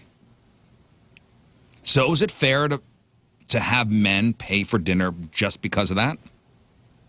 Or is it irrelevant and splitting still makes more sense? Because this is a hill this woman is willing to die on. Mm-hmm. Like, I got my nails done. I got my hair done. I spent time getting ready. Where you roll down a bed or whatever, you're still wearing what you wore to work, and that's it. Yeah. No, I think you should just, first date, split it up. Why? It's so funny to me that this is such a big deal to anyone. Just pay for. I would love to pay for what I'm gonna. I want to have a good time. I'm gonna order what I want. I'm gonna pay for my share. Nobody has to pay for me that first date. And that's not. I'm not trying to be a feminist or anything. I'm just going. Yeah, it's the first date. We don't know each other. I might want toasted ravioli. Maybe you don't. I bought too much. I understand how a woman can think, all right, if I don't pay, there are certain expectations because a guy is paying. And that's a bad thing. Wow. And that's not a good thing. Mm-mm. Or there are some guys that think that because they paid, there are certain expectations. Right. Yeah. And I understand the whole splitting the bill thing. So psychological. But this woman is like, hey, no, you pay more because I spent more getting ready. I don't know. That doesn't seem to be a me issue. That's a... Yeah, Yeah. you didn't But have you're to go all investing in out. something that is going above and beyond for themselves. Well, did you clear this with me? Did I sign the purchase order? Right. But they The purchase order. Like, you didn't have to get your nails done for me. Well, and also you're probably gonna get your nails done anyway, and you're probably gonna wear all this anyway. So, like, I don't understand that. This is. I part didn't of tell who you I am. to. You didn't. I didn't tell you had to get your nails done or get your hair done or put on spend forever getting ready. Yeah, you're not dating these nails. Now it goes back to the petty thing. What if she didn't get her nails done? Like I'm somebody who I don't have my nails done very often. This woman people are probably says grossed out by that. You'd bite them down to the nubs as Sometimes, depending on how. this stressed I am. woman says because other women spend time getting ready, it takes them longer than a guy. They got their nails done for this first date. That the men should pay more. I disagree. Yeah, I do too. Who agrees with this woman? Nobody. I don't know. I still like the idea of the man paying, but that's old school. But should men pay more because women spend more money prepping for the date? No, they shouldn't Or is it spend silly? more. Okay. Rafe, thoughts? No, I don't think it's a valid argument, really. I don't think so either. I don't think you should. I don't think dudes should be adverse to paying. If you're going out, she made an effort and looks nice, and you like, best foot forward type thing. Like, I don't think you should be arguing over some spin dip.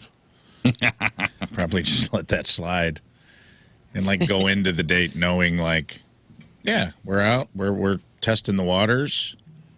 I don't mind paying. It shows you in a favorable light. Right. You're a generous person. I don't know. I'm a gentleman. You're not like a miser who's like splitting the bill down to the cent. Right. Because to me, to me, that's one of those things that like might seem petty. But if I was a woman and I had a guy like breaking down the bill down to the cent, that might be a red flag. I don't know. When I go on a date, I want to go, let me inspect those fingernails first. Yeah. I also don't expect Let me see the receipt. her to do all that. Like, just be who you are during the day-to-day. I mean, yeah, it's nice. Look nice. I'll do my best, but Yeah. I don't know. That's just a weird thing too. It's silly. All right, listen. One final thing before me maybe playing a Stone Temple Pilots song. Oh yeah. And by the way, if you hear a Stone Temple Pilots song today, from maybe right after this 60-time Fun Facts capper to midnight, if you hear a Stone Temple Pilots song, take out your 105.7 The Point mobile app, and my face is going to pop up, hit my face, and you have a chance to win $1,000. Anyway, Rafe, what do we got this week? Well, fellas, you don't want to pay for both people on a date? You don't have to. You can always just date yourself. And if you do, have I got the product for you? Oh. It's the Swiss Navy Joe Cream. Oh, the Swiss Navy. Swiss Navy. We know. Yeah, So you know military it's good. grade, dude. Army has the knives. Navy has the, The gel. Joe Cream. That's right. Made in America. Well, and Switzerland is known for their Navy. Yeah. Yeah. They got a great Navy. Very They got a active. great Navy. Hey, the Swiss are known for their semen, believe me. $14.99 with 4.6 out of 5 stars. That's good, guys. Just add friction for forever lasting slickness. Made by Swiss Navy, winner of Store Erotica's 2023 Lube of the Year Award. Whoa, the highly coveted Lube of the Year. Lube of the Year 2023. So, who's laughing now? Boy, you put that trophy on your mantle. Take it from a master stroker. What's it look like? Swiss Navy Joe cream is the best thing to happen since tissues. And those are there too. Tissues. That's what they say. This innovative and user-friendly cream is created for maximum pleasure. It goes on thick so you won't make a mess or waste a single drop. As you rub it into place, the thick cream turns into a slick liquid thanks to the heat created by friction. This forms a smooth and slippery sheath all over yourself, protecting your bits while leaving you primed for a fast and a furious sesh. The liquid sheath, which Swiss Navy calls, quote, forever lasting, end quote, is ideal for long-lasting fun or sex or joeing, as well as edging, since you can pump, pause, and keep on going while it stays smooth and slick. We don't know how long it really does last because it was still working strong after our testers were completely worn out. Just trust us when we say that you don't need to reapply it, and it won't leave behind any sticky residue either. Apply directly to your penis before rubbing the cream into place. Once you feel it liquefy in your hands, you're ready to start joeing like you've never joed before. Oh, man. Okay. There you go. Hey, piqued your interest a little here, boys? Well, lube of the year. I mean, lube of the year is not the... That's something to shake a stick at. No. First review, perfect, 5 out of 5 stars. My BF is always... Oh, that's, yeah. That's the when they play you off, that's what they do. If your speech is too long at the Lube of the Year Awards. I want to thank my mom. My BF has always hated the sticky texture of lube, so I decided to get him this, and it was perfect. Creamy texture and easy to clean after. I know he enjoys it based off all the videos he sends me. Smiley face Trinity denied 0210. Okay. Second review, works great, 5 out of 5. Love this stuff. I've never been a big fan of lubes. I like using baby oil to rub one out at times, but I feel the silky feeling of it's not too thick, like most lubes. And I don't like how the baby oil just gets everywhere. I start getting lint on myself from the blankets while I watch my wife getting banged out by another dude. It's distracting. Okay, I love using this product on myself. It goes on warm and it's cream. It only takes about 15 seconds to get a nice, sleek, silky lube that lasts a long time. I've used about half the tube and it's decent size, but it's only because I like using it and I like to joe for hours. Worth the price. Hours. This guy's into it. Worth the price to me because I like that it reminds me of baby oil, only without the mess. Pros, dissolves quickly and lasts long. Good feeling lube, no cons. Only that I've never been a fan of warming lubes, but that's just a preference. However, it actually feels good. On this one, it's very, very brief. Cuck Boy 2020.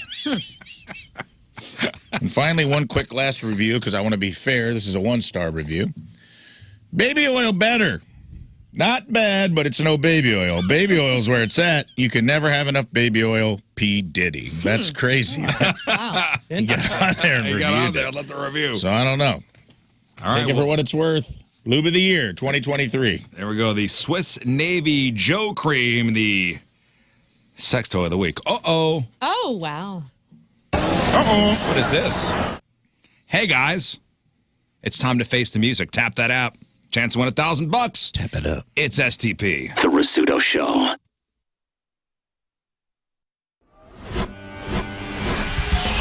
It's a nerve-wracking day. What? You guys and Queens of the Stone Age. Back-to-back interviews. I'm already a high-strung person. Whew. I can't wait to have a beer when this is done. Yeah. Yeah, very much so. You don't need to worry about us. Well, yeah, but I do, though, because, see, here's where the rub is with me and bands that I really like. If it's a band that I'm about, I can power right through. Mm-hmm. But then when it's a band that I really dig, then there's a bit of that fanboy stuff that starts popping out. And that's what I'm trying to control. So here, I'm bringing it down. I'm going to do my best professional interview as I You're doing very well so far. Together we can all do this. We can all do this. So I had the fortune of seeing you guys on Saturday. I was in Austin at ACL. Oh. And I want to talk about this. I got to talk about this. Right. Because I know you guys had troubles. I guess it was with pedals. With cables and amps weren't turning on, basically, yeah. But from where I was standing and watching from my vantage point, it was a flipping phenomenal show. Like, I loved it. I thought it was great. Oh, thanks. So when you are, a few days away from that, this kind of already answered my question with your facial expressions, but do you look back at that and go, whew, I can't wait for this weekend and us able to do it again?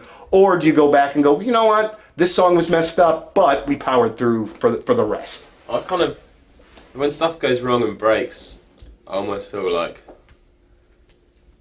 I'm almost like, see, it can go wrong. And what we do is real, Sure. We don't play to a backing track or a click, and we just plug in and go. And when that breaks, it's proof that that we are taking some element, some sort of a risk up there. Yeah. And also, I think as well, when stuff goes wrong, it forces you to go in a different direction, and you have to dig from somewhere else that you didn't think you were going to have to. So I think, in the case of ACL, like, part of me was like incredibly frustrated because people would come to see us and shit was breaking. But on the other hand, the songs that we did manage to make stuff work for, I felt like I had this kind of whole new energy to them. Absolutely. It's exciting. It's like you want to see people on the cusp of losing their minds, which I certainly was at the time. I saw a band once kick over a whole entire like amp bed, or amp rack thing, and it was one of the coolest things that I've ever seen. Like, that's the only time I've ever seen anything destroyed on stage. I gotta say, I was kind of hoping for that with you. All right, Stone Temple Pilots, the Face the Music Artist of the Day of Here, STP, throughout the day. Donnie, Liv, after that. You open up the 105.7 The Point mobile app, you tap my face, you have a chance to win $1,000 and your chance to co-host this here morning show. It's brought to you by Onder Law Injury Lawyers. And tomorrow there will be another artist to face the music, so we'll let you know around 7 o'clock tomorrow. All right, your emails after the break. It's 9:06. It is Monday. Traffic and weather. Moon coming at you. Traffic is brought to you by Golden Oak Lending. Do you need extra cash? Golden Oak Lending can convert your home's equity into cash in as little as 14 days. Let Golden Oak Lending cure your blues. Right-hand shoulder is blocked due to a stalled vehicle 70 westbound at Earth City Expressway. We also have a left lane blocked and a left-hand shoulder now blocked due to a crash 64 eastbound at exit 6. That's Missouri DD. Your point forecast, partly cloudy, high of 78. Right now it is 54 at the Point Studio.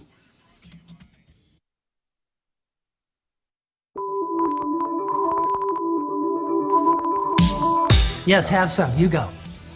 Hey guys, it's commercial break. Make sure to like, subscribe, and share. It's the best way to show your love for the Rizzuto Show. So cheesy. All right.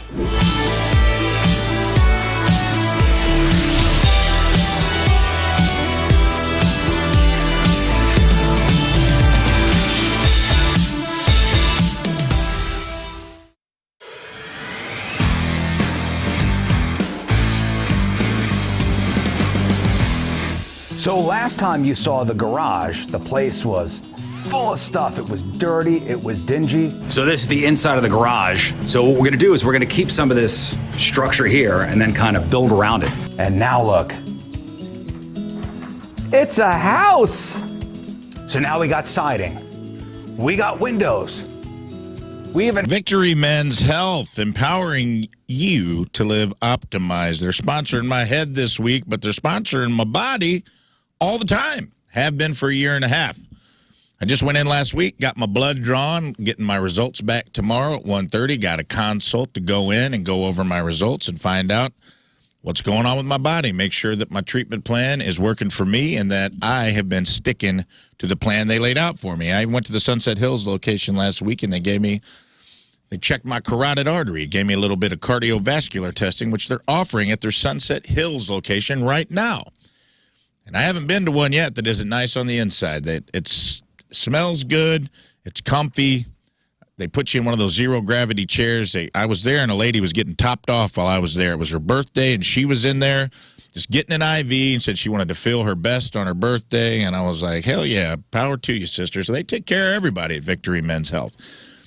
And whatever's going on with your body, whether it's low T, maybe you just need some vitamins, maybe you got ED, maybe you need some peptides, maybe you need some collagen, red light therapy. They got it at Victory Men's Health, in addition to the cardiovascular testing that they just added at Sunset Hills. So Make yourself an appointment. Don't wait. There's 4 locations, one in each O'Fallon, Illinois, and Missouri, one in Town and Country, and one in Sunset Hills, the aforementioned cardiovascular site. So make an appointment today. Invest in yourself in 2024. It's not too late. You still got a couple months left. You could hit the New Year's rocking a new bod, down 15 pounds, and feeling good. So schedule yourself an appointment today at victorymenshealth.com. That's victorymenshealth.com.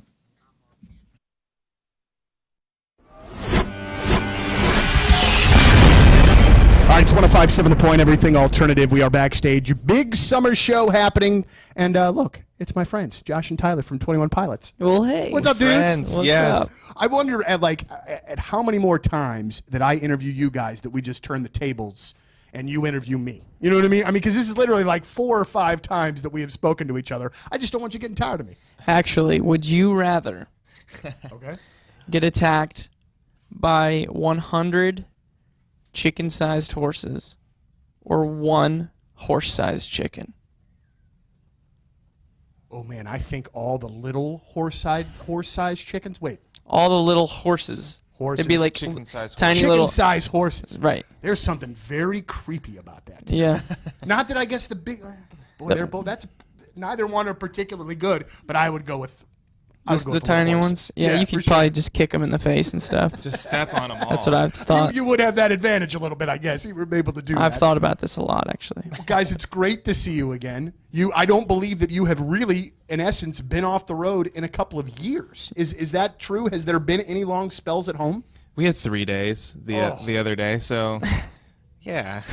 Well, there's a day of travel, then a day That's off, true. and then another day of travel, Yeah, which I guess so- counts as 3 days. No, this is what we've always dreamed of. Sure. You know, when we first started talking about what it looked like to play music together, we thought, wouldn't it be cool to play more than 1 show in a month? Because, it just took us everything we had just to plan 1 local show as a local band. And then after that 1 show is over, you're just like, I got to wait another 3 weeks before I can play again. So this is, as much as there's difficult things like laundry and losing sense of time and relationships back home maybe lacking a little bit, this is really what we've always wanted to do. So we're not going to complain about it. Absolutely. Well, you guys, and you've got much more still to come. I mean, you get a little bit of a break, then you're off to Australia, Korea, Japan, come home, couple weeks off, couple home shows in Columbus, correct? Yep. Which I'm sure will be bonkers. 2 months out, taking care of the United States, and then you are back to Europe. Yeah. Boy, Is oh boy. Is that what it is? Yeah, back this to Europe. guy knows what yeah, we're you doing. know it better than we do. Back to Europe and then back to go in the studio for a few months to kind of like wrap up the year, start the next year, and then the goal is to just go directly back out on the road and not like take a second to wait, because by that time, if we get more than like a week or 2 What are we gonna weeks, do? and we're just We like, don't even know what to do with ourselves we anymore. go crazy. Yeah, Right. we're like, we've played Mario Kart thousands of times now, and yeah. What else is there? So you're chomping at the bit. I mean, so it does, seeing that's what the remainder of the year is, it's not daunting. It's, let's get it going. Let's do it. There's a few things like being in a house would be kind of cool to do. I would bet. Getting something out of your own refrigerator in that house and then sitting on your couch for as Yeah. long as you wanted, I bet would be Forget cool. what that feels like. Yeah. Groceries would be an interesting concept too that we could try to Yeah. experiment with. But no, we think that it'd be really, we've just worked so hard at kind of gaining some momentum, and for us to just be like, you know what, we're gonna take a break for a while before it just doesn't make sense. And so we wanna try to make this as quick and smooth as possible as we introduce people to like new music. And we've been playing these songs for a while now, so we're really excited to show everyone kind of what we've been kind of dreaming up. Right on. Well, and that's, and the next question, I'm sure it's very overasked, but I got to ask it for my folks. Where are you with new music? Will we see anything tonight? What's going on? I look at music as like the CD is kind of this manual or a handbook for you to understand, and then you come to a show, and so then you understand everything that's happening. And for me, Josh and I actually kind of differ on this a little bit. For me, as a fan watching a band, when a band says, here's a new song you've never heard of before, it's just like, come on, dude, like, we don't think you're that sweet. Like, Josh actually is, telling me like it is really cool for people are interested in what's new and what are you guys working on. So I guess it may be just a little insecurity of mine to show someone something that's brand new in a live setting. Okay. So we're not doing anything new tonight, but as far as where we are with music, we've always had kind of a little studio in our bus because we're always kind of coming up with ideas and creating, and we have a good solid amount of songs that are almost pretty much finished as far as like demo wise. Now we just need to take them into a studio and see all of those sounds all the way through, and hopefully it turns into something really cool. So will you guys do the record? I mean, will you record at home? Will you go out to LA? Do you even know yet? Well, I think we do a lot of the sounds like ourselves and kind of put it together and everything. And by the time we get into a studio, and one of the things that we're not totally good at is recording live drums. So we like to have someone who's skilled at that science to kind of help us capture the energy that we're going for. And so, yeah, we will probably go into a studio somewhere. Josh lives in LA now, so I might just hang at his house and then go to the studio and live the dream. Yeah, share my prices the way they are. It's nice. You get some big savings at Schnucks today and tomorrow. That's right, big savings at Schnucks today and tomorrow. Now, when you go into Schnucks, you're going to see big money off a lot of customer favorites. These are special sales with major money off the stuff you love. They are amazing discounts that you don't see every day, and when you hear these deals, you're going to know what I mean. Avocados, 88 cents an avocado at Schnucks. Tombstone's Pizzas, $3.99 or $2.99 with a digital coupon. Schnucks shredded cheese, $1.49 when you buy 3. Choose from Gala, Pink Lady, Jonah Gold, or Red, or Golden Delicious apples, 88 cents a pound. And you can find all these super hot deals on the front page of the Schnucks Weekly ad or right there on the Schnucks Rewards app. Now, these are big deals only good through tomorrow, so make sure you take advantage of this week's big savings today through tomorrow at Schnucks, and make sure you download that Schnucks Rewards app. Do it today.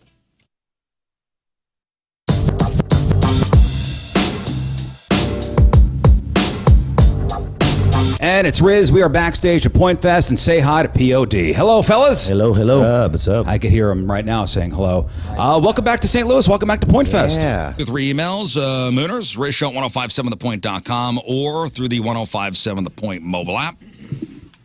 Emails brought to you by Klaus Furniture. Lowest prices guaranteed. We have something for everybody. Well, you guys did it. Only one episode into the series, and you've already embarrassed me. I was listening to the podcast on my way to Andy's for a sweet treat. And I'm looking through the menu with my windows down. An employee with an iPad strolls up to the car to take my order. I wasn't expecting to be within earshot of anyone until I made it up to the window, but there I was listening to Rizz say penis quite loudly as a young girl walks up to my car to take the order. I fell victim to Cummins Law, which is Dan Cummins and his Time Suck podcast. Except this time it was Rizz Law. Thanks for the laughs and the embarrassment while I was watching your podcast, Stewspiracy. Oh, Stupiracy. Stupiracy. Team Rizz member David. Sorry, buddy. Awesome. I guess you were just rattling off all the Napoleon's facts penis, about Napoleon's penis. Yeah, I get it. And you embarrassed this guy. We all learned something that day. That happens a lot, especially on Mondays with Sexy Time. Yeah. And the old sex toy review. A lot of people getting caught with their windows down in this nice weather. What's up with Stupiracy, by the way? Season 2 coming. Okay. Nice. Season 2 coming. When is it going to drop? TBD. Okay, TBD. Wow. TBD. Good to know. Hey, That's my favorite day. I do want to tell you about a show that I watched 2 episodes of over the weekend. I think it's on Max. It's called Florida Man. Oh, yes. Seen a preview. So it's dramatic reenactments of real life stories, right? Reenactments with big stars of basically headline news stories. Nice. And I was watching it, and I was like, damn it, how did we not pitch this to anybody? Yeah. These are dramatic reenactments of headline news stories, and it's really good. Excellent. Awesome. Highly recommend. Each episode's 20, 25 minutes long. Nothing, you don't have to really, hunker down and get into it. But it's a good drama. They're entertaining, to say the least. So, recommend 5 out of 5 stars. Next. Hey, guys, you're talking about health food grades, and I would just have to say that shouldn't health inspections be a pass or fail? Should you get a B or a C? But would that make you feel any better knowing that the restaurant missed an A by that much? Also, if you're willing to eat at a place that was rated not an A, how low are you willing to go? What type of restaurant, or would the type of restaurant matter? Grant, sent through the Okay, so grapevine. Hell no. So would you go it to a wouldn't matter to B-rated? you if you saw a C grade on the outside of a. No, it matters. In the pass fail thing, I would not want that. Because then you're just telling restaurants to do the absolute bare minimum to pass. Yeah, I want a grade. I want a grade. I like Because that. at least if it's a B, I'm like, I'll still eat here. But because restaurants are going to strive for the A. So they're going to err on the side of extreme cleanliness and extreme caution and extreme standards, not Pass fail. we passed. Seeing what has passed as a B or an A in the past, and like seeing some of the details, how the sausage is made, I think B is absolutely the lowest I'm willing to go. Absolutely. 100%. And even that would I'm make very me, much questioning it. Yeah, I'm probably ordering slightly differently than I normally would if I walk into a B. For sure. For sure, it matters. Like, I see so many A's that if I ever saw a C, I'd go, oh, well, not today, kids. Yep. Not See ya. rolling the dice here. No way. Who's actually looking at that when they walk in anywhere? I look do. at it. I saw I a mean, C once, and we decided It's not got to be go. posted, right? Isn't it by law have to be posted outside of the. Yeah, Yeah, usually on I the know, but I'm door. just saying, who observes that? I think we go to Yelp, we look at reviews before we look at grades. But if you walk in, I think I would notice a C. I've never looked A at C Yelp on the window? ever. I mean, before going to a restaurant. But I will. If I think I remember seeing a C once. And how long do you be a C? I mean, if you get a C grade and you go, oh my gosh, we got to fix this. Yeah, I don't know. I mean, do you test again? I would test immediately to upgrade. Yeah. I don't know if there's like a period that you have to wait. I think, don't they come back? They give you like a week to get everything fixed, and they come back to review. And if you don't, they still give you the C. yeah. You Well, could D or ask, I whatever. believe, or at least you used to be able to in Illinois, like if you got gigged on something and got like a B, I mean, you could be like, can you come back? we've all seen some places that have A's that maybe shouldn't have A's, right? And if they can get A's, Yeah. what is someone doing to get a You got to C? see. I'm going to try and observe from here on out when I dine out if I notice that Yeah. grade on the door. I think the law is that it's got to be posted. Sometimes it could be something like out of your control too, though.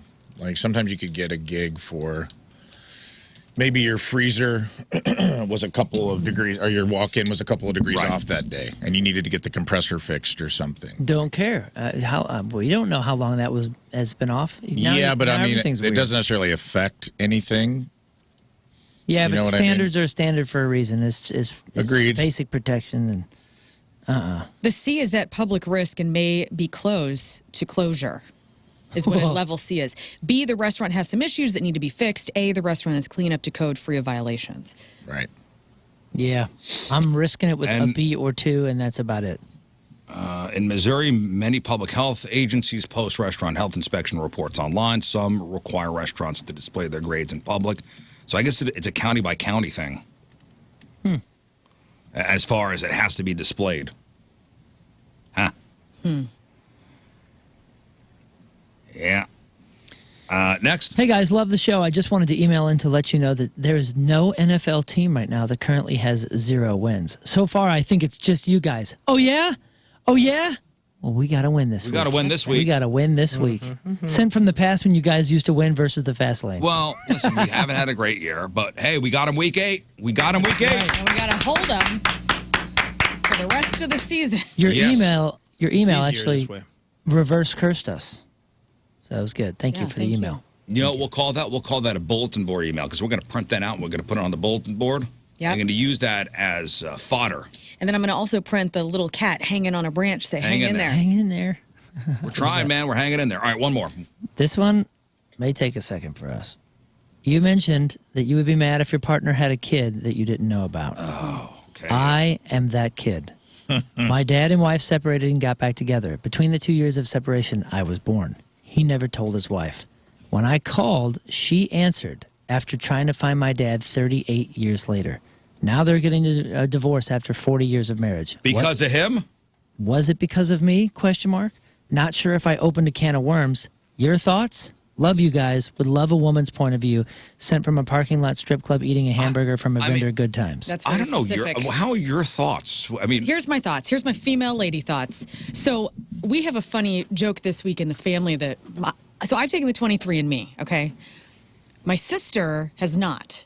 And my stepdad is adamantly against her taking the 23andMe sample. And we all give him crap because we're like, why? You know, like what's going on? Because, you know, I'm of my mom and my dad.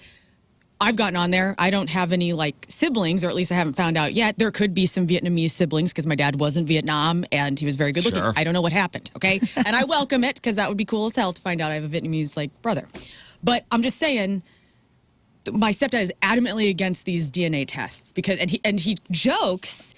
He's like, we don't want to know. Jerry. I know, we're like, Jerry, what's going on? So I've been pressuring my sister to get it done just because I like to. Maybe do it on the down low. Oh, for sure, dude. Like, we're not telling him what's going on. But yeah, I mean, that's wild. I can't imagine, like, if Tim. But 38 years later. 38, yeah, I guess then it's a little different. I mean, that person's an adult now. They just want to know their father. I would be upset, but I would probably get over it if it were 40 years later. Because I wasn't in the picture, right? He's wondering if They were separated. They were separated for 2 years. Well, then they were separated. That's yeah, okay. Yeah, but that's not no harm, no difficult. foul. That's not the difficulty here. It just like we were talking about earlier with like the kinks and stuff, and getting to a point where you're like, oh, it's been too long now for me to share the honest feelings that I have. Maybe she's like, you've been lying to me for 38 years? He didn't know, right? He didn't know about this kid until 38 years later? He knew. Oh, he knew. He didn't tell the wife when they got back. Yeah, that's That'd be different. pretty That's devastating. Imagine you and Tim get separated for 2 years, but then you get back together and you get remarried, or you stay married. Mm-hmm. And you had a kid in those two years, and you didn't, and you just you're Yeah. like, And "No, I'm not that means, telling." that means you also you weren't in the kid's life in any way. Yeah, That was the thing that sucks would all bother. around. That would be the thing that would probably piss me off more. It's like, so you abandoned this kid Right. to save face Right. with Yeah. me? Like, that would make me more mad that you like let this kid grow up that way Yeah.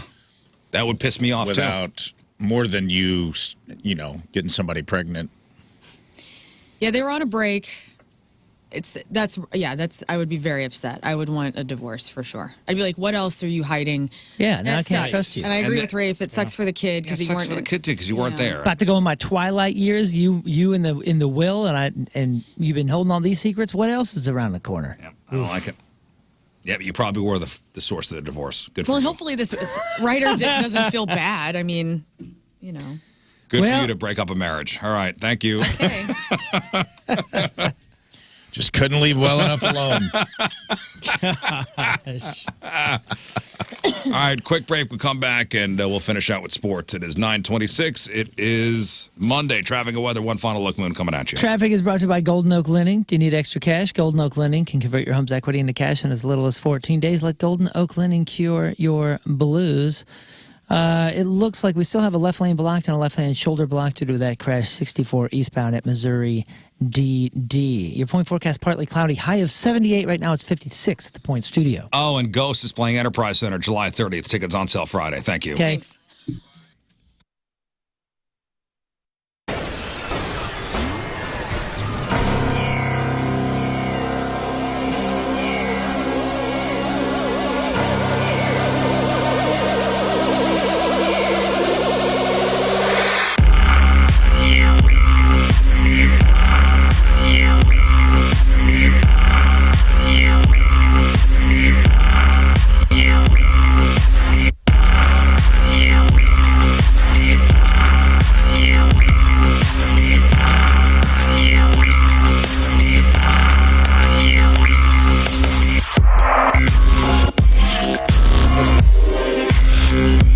Royce Jewelry, ninjabling.com, the exclusive jeweler of the Rizz Show. Why does my family go to Moritz Royce and only Moritz Royce and will for life? Well, not only is it just the best of the best when it comes to diamonds, gemstones, fine jewelry, the Simon G collection, pearls, men's watches, women's watches. I have an incredible watch there.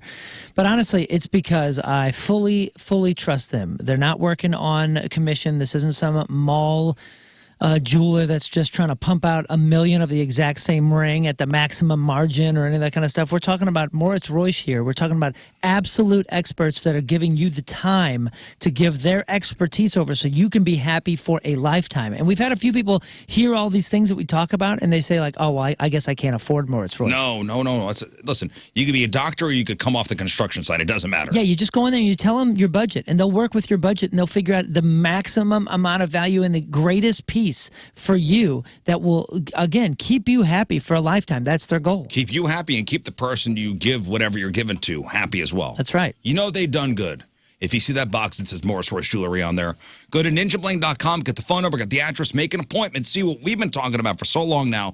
They've been around for 40 years. Moritz Royce Jewelry, the exclusive jeweler of the Rizz Show, where you get the jewels and not the shaft.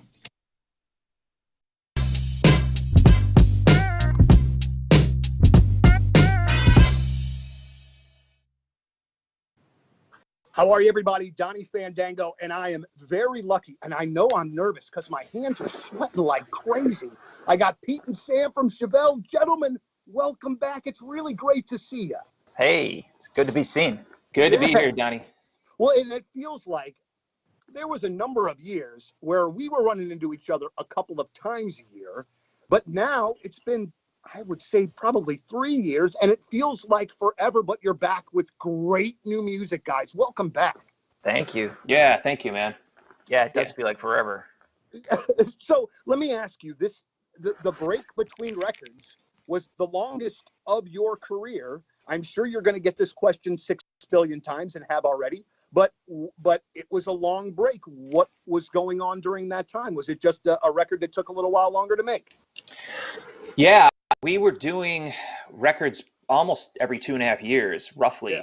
And I think I hit a wall and I just needed a little more time. I think I kind of like, you know, we don't learn very quickly. We learn by mistakes mostly. So we decided, hey, let's add another year. Well, that year turned into an extra year, and you know, because of COVID and all that. So we wrote a ton of music, and then in 2019 we went back to the drawing board and wrote another 6 songs because we did a long tour in 2019 too. Yeah, we had from writing. A good opportunity that came up that we didn't want to pass up, and then so we kind of had a a collective thing. We came together and say, hey, I don't think half of these are good enough. So our producer pushed us and we came out. So anyway, I wrote Self-Destructor at the end of 2019 and a host of other songs. And we needed to record those in March of 2020. That was right when COVID was kind of hitting, right? I guess everybody has their own time frame of that. But for us, we were in LA and it was March 5th.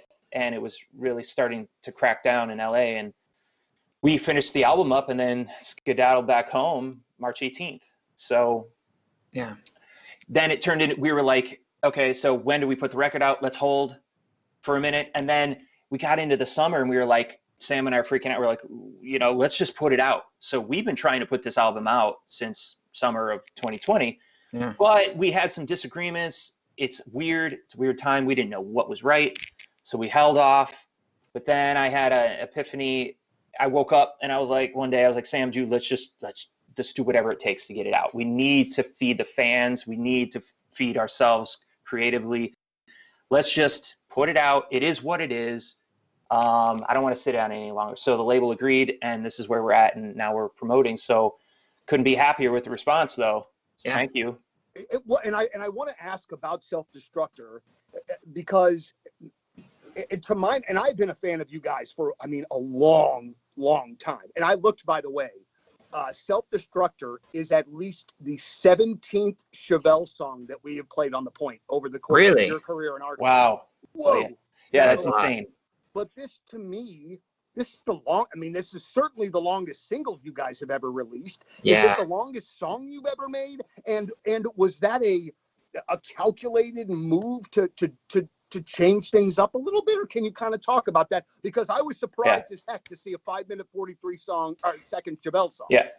Well, here, Sam, if I don't mind me answering that. So, okay, the song was written and we didn't think it was a single at all. Yeah. So we just write now. And it is what it is. But this, the ending, the reason it has the piano on is because we were huge Faith No More fans, growing up as, teenagers, and I don't know if it was, so I'm writing on different things now. Piano, there's keyboard on the new album. There's different sounds, things like that. I'm doing a lot of soundscape stuff on my own. So I started incorporating that in, and I had this piano part, and then we thought, what, I don't know if it was Barisi that said it or Sam, was it you that said, hey, we should end this like Faith No More song epic? It was me. I went. And so I remember sitting there, and actually it's coming back to me more clearly now. So we did. He was like, all right, he sat a keyboard in my lap one day at the studio, and he's like, all right, well, if we're going to do that, write something. And I was like, oh shit. All right. I was like, got any beer? I need something to cause I was on the spot, But, over the next couple of days, we started messing around and we came up with the ending. And so that turned into a 5.5-minute song. Lo and behold, people that heard the record wanted that to be the first single. You can chop off the end if you want to play it or not. It's up to you guys. Yeah. But yeah, I it's a long one. That, to answer your second question, I think the longest song we've written is a song called "Shot from a Cannon" from the North Corridor. I think, and that's over 8 minutes. Okay. But all right, licensed plumbers, Humpin' Brothers is growing, and they want you on their winning team. Now, if you're a licensed plumber with Humpin' Brothers, they fix everything from leaky faucets to doing full system installs. They offer top pay in the industry plus a sign-on bonus. That's right, a sign-on bonus. But wait, there's more. They're talking 3 weeks paid time off, 8% 401k match, company van with gas, plus a phone and iPad, all them. They even provide tools and training. It's a year-round, family-friendly job with a fantastic company culture, plus bonus programs to keep your wallet happy. So join Humpin' Brothers and be part of something special. If you're a licensed plumber who's looking for a challenging and rewarding career, then Humpin' Brothers is the place for you to work. They offer competitive pay, excellent benefits, and a supportive work environment. So what are you waiting for, folks? Apply today at hoffmanbros.com, HOFFMANN bros.com. Humpin' Brothers is an independent American-centered heating and air conditioning dealer.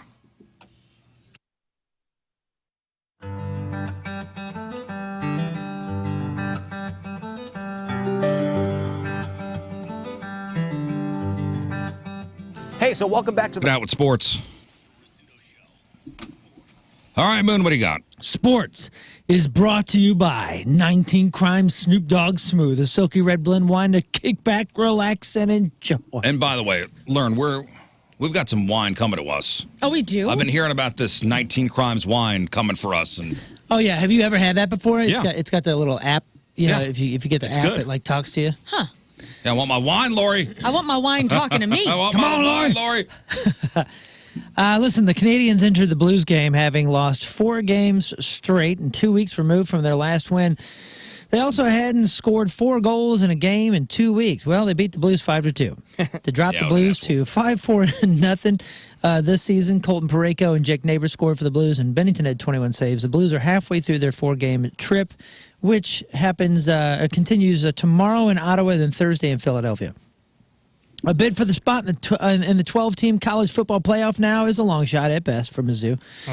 There are questions about health on the Mizzou squad, from Cook to running back Nate Knoll, who missed the game because of a foot injury, and what the Missouri offense can accomplish and what teams the Tigers can actually beat, because they smoked Auburn and then they got smoked by Alabama. 34-0. Got shut out. Yeah. Boy, oh boy, Terrible. was it Brutal. It was brutal, to be honest. The World Series moves to New York tonight as the Yankees try to bounce back from being down 2-0 with the Dodgers. Baseball history was made in Game 1 Friday night when Freddie Freeman, a.k.a.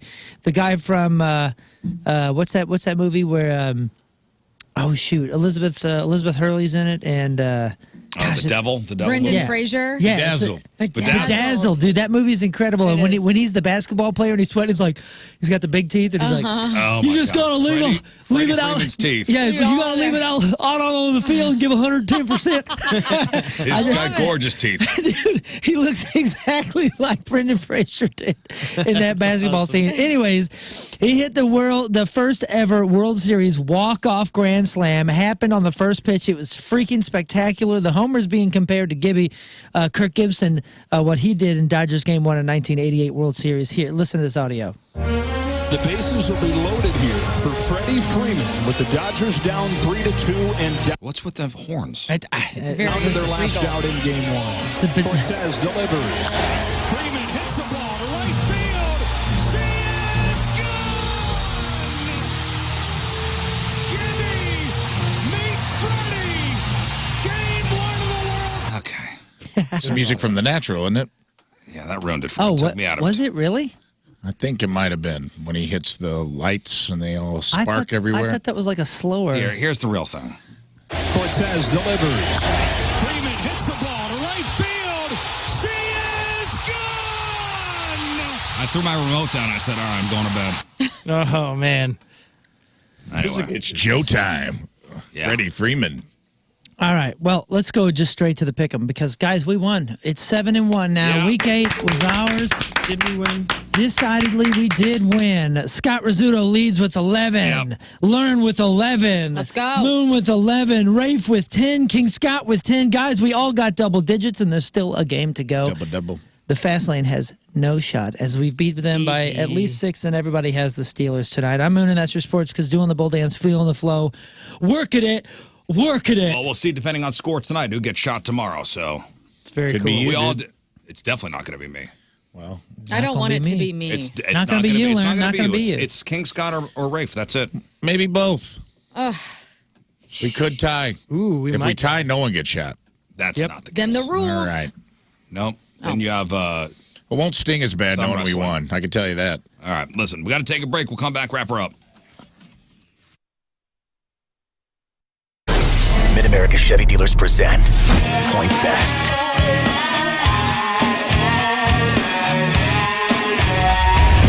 It's 105.7 The Point, everything alternative. We are backstage at Point Fest, and I have the absolute honor of being joined by Sean and Mike from Alice in Chains. Guys, how are you? Wow, how do you live up to that? Yeah, we better not suck tonight. That'll ruin our sound. So. Wow. All right, so the first question that I have is one that I've wanted to ask you guys and a band of your ilk for quite some time. Ilk. I like his vocabulary. He's good at what he does. Well, when you are a band that has been around for as long as Alice in Chains has, Millenniums. and you were I don't know the best way to say this, so it might come out rough, but you were one of my favorite bands when I was in high school. Like, is that an odd thing for people to say? I've liked you for Okay, we're old. so Just long." say it. We're old. I am too, man. I am too. But is that, I mean, because I don't mean it in a negative way whatsoever, but It's real scary, spooky, and it's a spooky season. So your carpets are dirty, they're filthy, they're gross.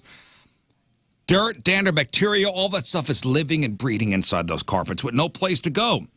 So it's time to call on the cleaning pros, Zero Res. Carpets, tile, rugs, upholstery, basically every surface in your home can be Zero Resified. So call the cleaning pros at Zero Res. Right now, you can get your entire home Zero Resified from St. Louis's ultimate carpet cleaner. 3 rooms for $119. That's crazy. It's a great deal. Don't miss out. And maybe something you're not thinking of, your air ducts. This month, take $75 off your air duct cleaning. That air duct cleaning is going to help with allergies and asthma. Your home's going to be less dusty, lower energy bills, and your home's going to stay cleaner longer. Call Zero Res 314-474-2020 or book online anytime at ZeroResSTL.com and say you want the RizzShow special. Spelled backward or forward, it spells the same at Zero Res.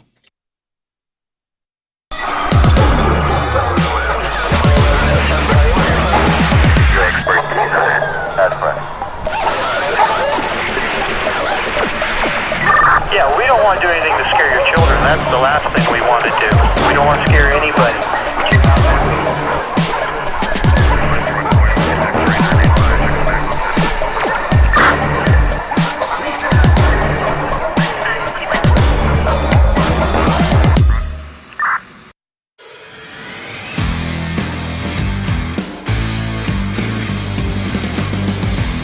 All right, guys, welcome back to the farm. So it's a Sunday, and we got a whole crew here doing stuff. We're going to work in the field today. So this will be the final episode of the farm series for now, but I'm sure we'll return back to the farm at some point. So I'm going to show you what's going on here, the progress of the plants, how those elderberries are looking, and we'll look inside the house, and I'll tell you about some future projects we got coming up here. And there's our tractor, courtesy of Herb Equipment, the Captain Rizz tractor. We're moving some poles. Poles.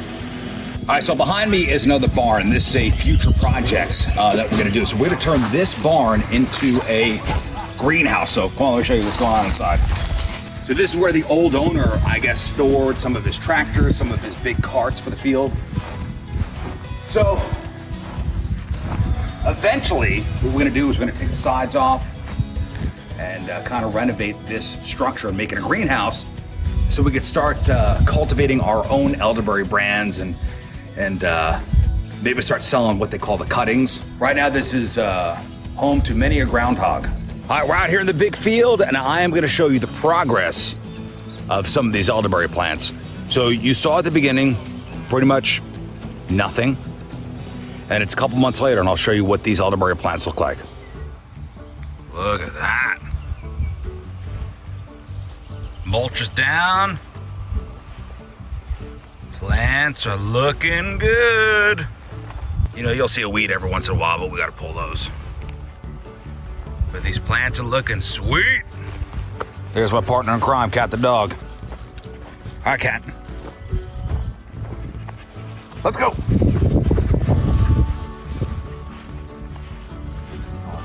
Cat is the consummate farm dog. And there's new dog. Come on, Maggie, Cat, let's go.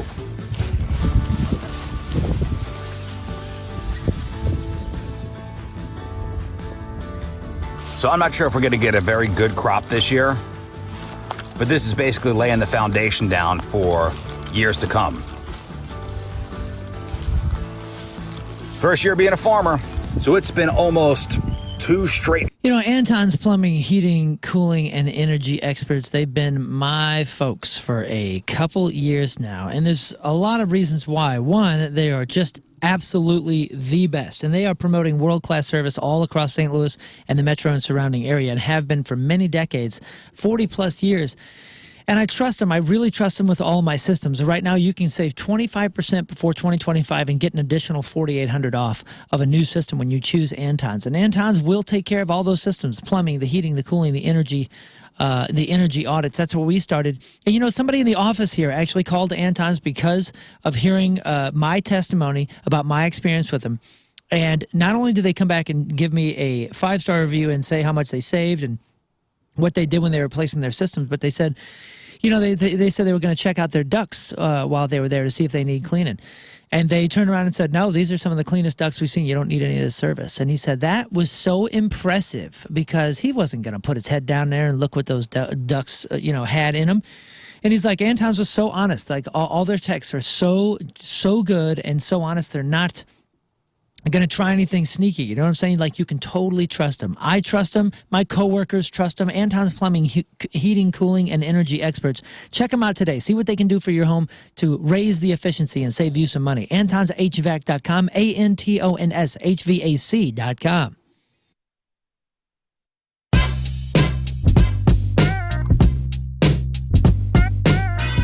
What's going on? It's Liv, and I'm in the Four Brothers Mead tent, joined by a few of the members of Papa Roach. How's it going, guys? I'm great. I'm great. Good to be here. Point Fest again. Yes, and I know you're a Point Fest veteran. This is my first one. Oh, really? And the guys were telling me, he's like, you know what? Jacoby one time came over here, took his pants off into the whole interview in his underwear. Damn, I don't so even you are a that. bit overdressed. Damn.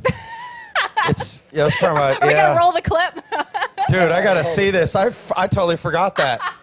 Apparently, it happened. I know. I do look good with my pants off, though. But yeah, that would push ticket sales for tonight. Totally. We're so excited that you guys are here. You got Ego Trip. Yeah, it's out. It's out. It's incredible. And we were just talking off the interview that I'm from Maine.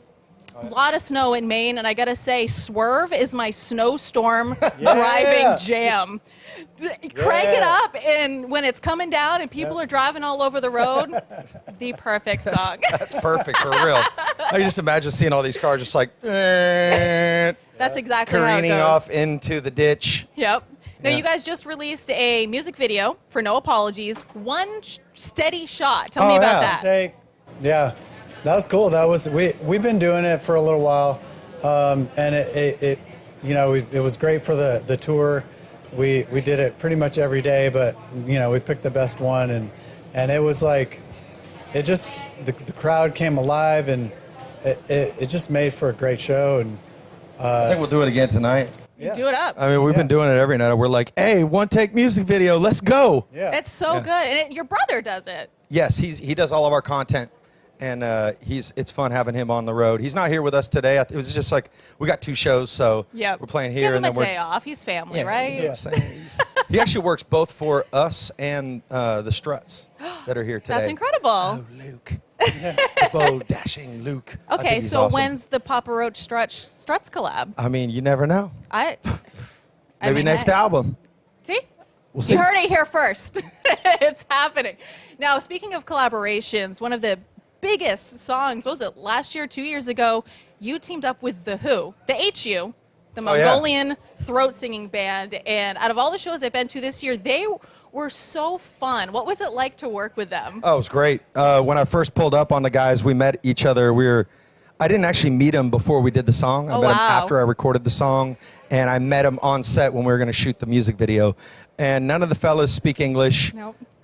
Very super limited. And one of the guys in the group has a brother that speaks fluent, and so we had a translator there, and it was just like instant bros. That's amazing. Straight up, like it was just like.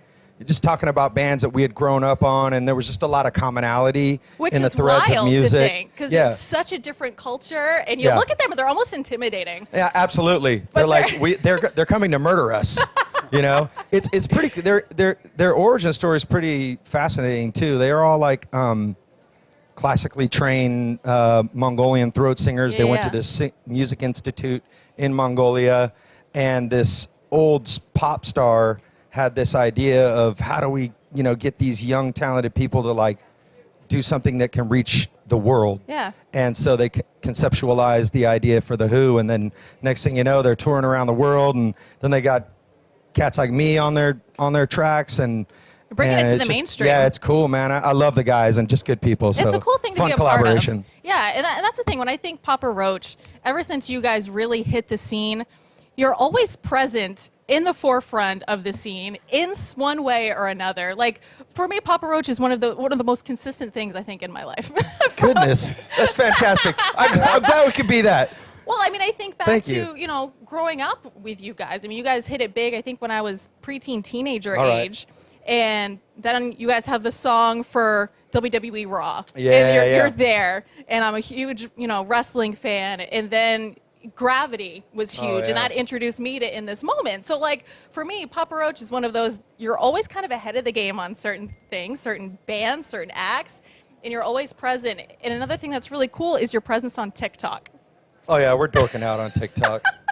You were one of the first rock bands that I really saw embrace that platform and have fun with it. Yeah, I saw Randy from Lamb of God the other day on Instagram. They're like, Randy, your album's coming out today, and your management wants to do a TikTok. He's like, I don't fucking do TikTok. and that was a TikTok, and I'm like, brilliant. It was great. Perfect. But you guys have really leaned into it. You jump on the trends. You do reactions. So was that hard to convince you to jump in, or were you I just had on no board? desire to want to do any of that. I'll be honest. I was like, it took about 6 months of convincing. yeah. By my brother and his brother. Yep. To get into it, because it was like, it was for young kids originally, and we were still like kind of on that mindset that it's just for kids, but they're the like, pandemic no. happened, and then we're all like, well, we're gonna try got this sucked thing. into their Exactly. phones. Yep. I think it's a cool way to like air out the humor. You know what I mean? I think we're humorous Absolutely. dudes on the side. Our music has a serious tone to it, but as individuals, we got a sense of humor. So you got to have. We felt that was a necessary place to, I guess, shine that side of who we are as funny men. Absolutely. You're a funny man. I'm a funny man. hilarious. And you guys really leaned into it, too. I mean, you had that collaboration with Jarvis Johnson. Crest Plastic Surgery. It's their focus over there to build your confidence by helping you achieve your goals with the most natural-looking results possible. They want you to look and feel like you at your best. So at Parkcrest, they're not your cookie-cutter providers where everybody all leaves with the same results. They cater their treatments and procedures and surgeries to every individual to make sure you're happy and you leave happy. You got that major confidence boost, good for your mental health. It's the best part of what they do there. So if you're looking for that mommy makeover, if you're looking for even guys to get rid of those man boobies, or you're looking to get some laser hair removal, or you're looking for permanent makeup, or you're looking to minimize fat in hard-to-target areas, whether it be the cool sculpting or the Kybella or even your traditional liposuction, they got you over there at Parkcrest Plastic Surgery. Nose jobs, they got you. Go book yourself a consultation with either Dr. McGuire or Dr. Kaplan. People travel from all over the world to come here to Creve Coeur to go to Parkcrest Plastic Surgery. Online at parkcrestplasticsurgery.com, parkcrestplasticsurgery.com.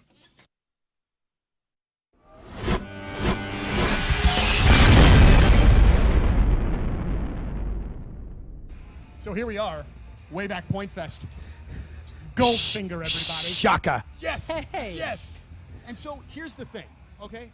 John, first thing first. Seen the band a million times. Phenomenal band. You've changed members here, but now you've got a goddamn all-star team going on with our buddy Mike, and then we've got Phil here and Moon, and it's just... Phil and Moon. Yeah, you know, it's funny. He's never called me that. I've never Never called once. you that ever. And I'm sorry, but that was the first thing that popped into my head. Moon was telling me, because you know, I've known Moon a long time, and I've watched him transition into this amazing frontman of Greek Fire. It's just an incredible transformation that we've made from when I first met him with this like afro out to here, and just like this kid straight out of college. Did you go to college? No, I did not go to this college. This kid straight out of high school. Like, did you go to high school? I did go to high school. I even finished with a kid. Okay. Well, it's really Me great too. to have you guys. But how does Mike get in the equation? How does Moon get in the equation? Like, how do you decide these guys? Because I know you, obviously, with the work you do as a producer, there's tons of musicians everywhere that you can get to be a part of Goldfinger. I think the first time Goldfinger played with MXPX was probably 1996 up in Back, baby, and where's the #1 blues bar in St. Louis? Of course, it's Hot Shot Sports Bar and Grill, bringing the energy all season long with incredible specials, exciting games, and nonstop hockey action. Play blues roulette during every game, and every time your player scores, you win big. And guys, gals, it's time to bleed blue with the most passionate blues fans in town. Don't miss a second of the season. Hot Shots is your ultimate game day destination. Game day specials, of course. Enjoy blues-themed specials while you cheer on our team. Yeah, you can score $1 tacos, dine in only. I was there yesterday, had a six-pack of the tacos in Wentzville and destroyed them. They're so good.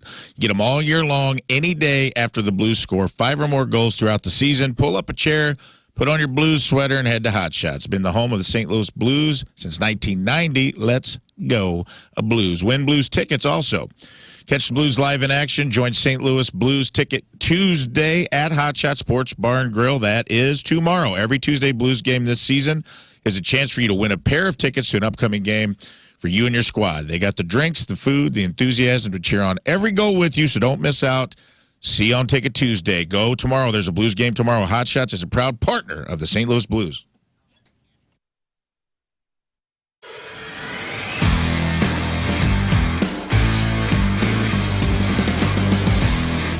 Yeah, I gotta say once again, thanks to Herb Equipment for bringing some toys up here to Rizz Farm. And, we gotta do some mulching.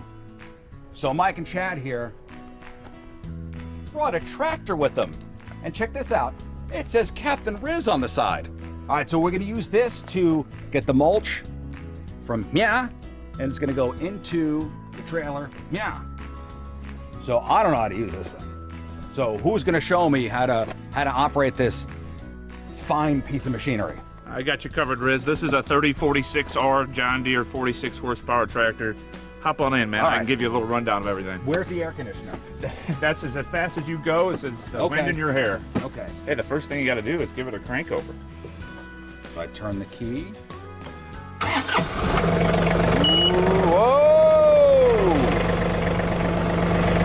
At that point, that selective control valve, which is that lever right there, that'll operate that front loader. Pull back, up. If you pull it towards you, it'll tilt it in. There you go. And it'll do the opposite if you push it away from you. It'll dump. This will allow you to go forward, reverse. Very simple nowadays. With Even I can figure that out. There's arrows. So the arrow pointed this way means go forward, and the arrow that way means go backwards that way. So where's the stereo? The stereo, the next thing we're going to put in for you. Yeah, but right here, that's where you get all your RPMs. So when you want to hit it and get it, push things forward. Oh, boy. That's where all that horsepower comes. So I would assume the rabbit is fast and the turtle is slow. That is correct. All right, mulch. Here we go.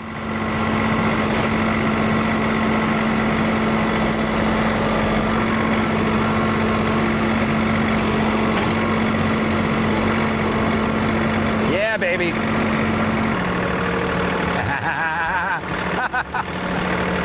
Bombs away! Now we gotta get that mulch onto that field. So I need to put that mulch in a trailer. So let's get the trailer down here. All right, so I need to hook this onto that. Thank God I have Chad Mike here from Herb to help me out. So I'm gonna back up, and then you guys help me hook the trailer up to the tractor. Absolutely. Okay. Let's do it. All right. To the field. Not that one.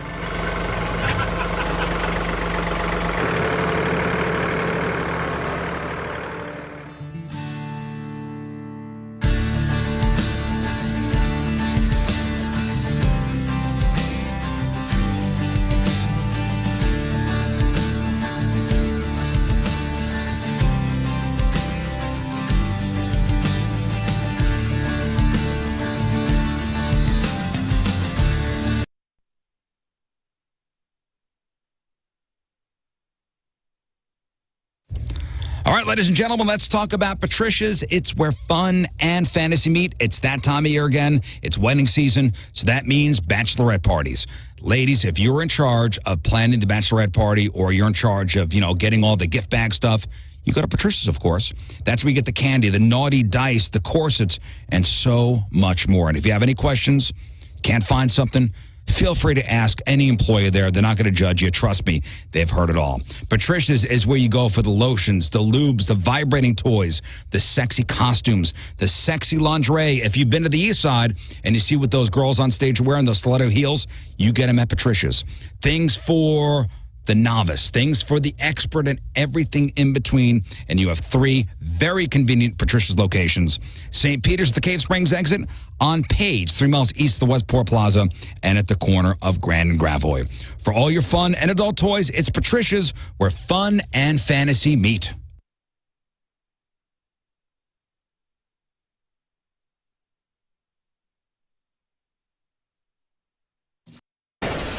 It for us. Donnie Fandango is next. Don't forget you're listening for Stone Temple Pilots when you hear STP on the air all day today. Make sure you open that 105.7 The Point mobile app, smash on my face, tap my face, punch my face, whatever.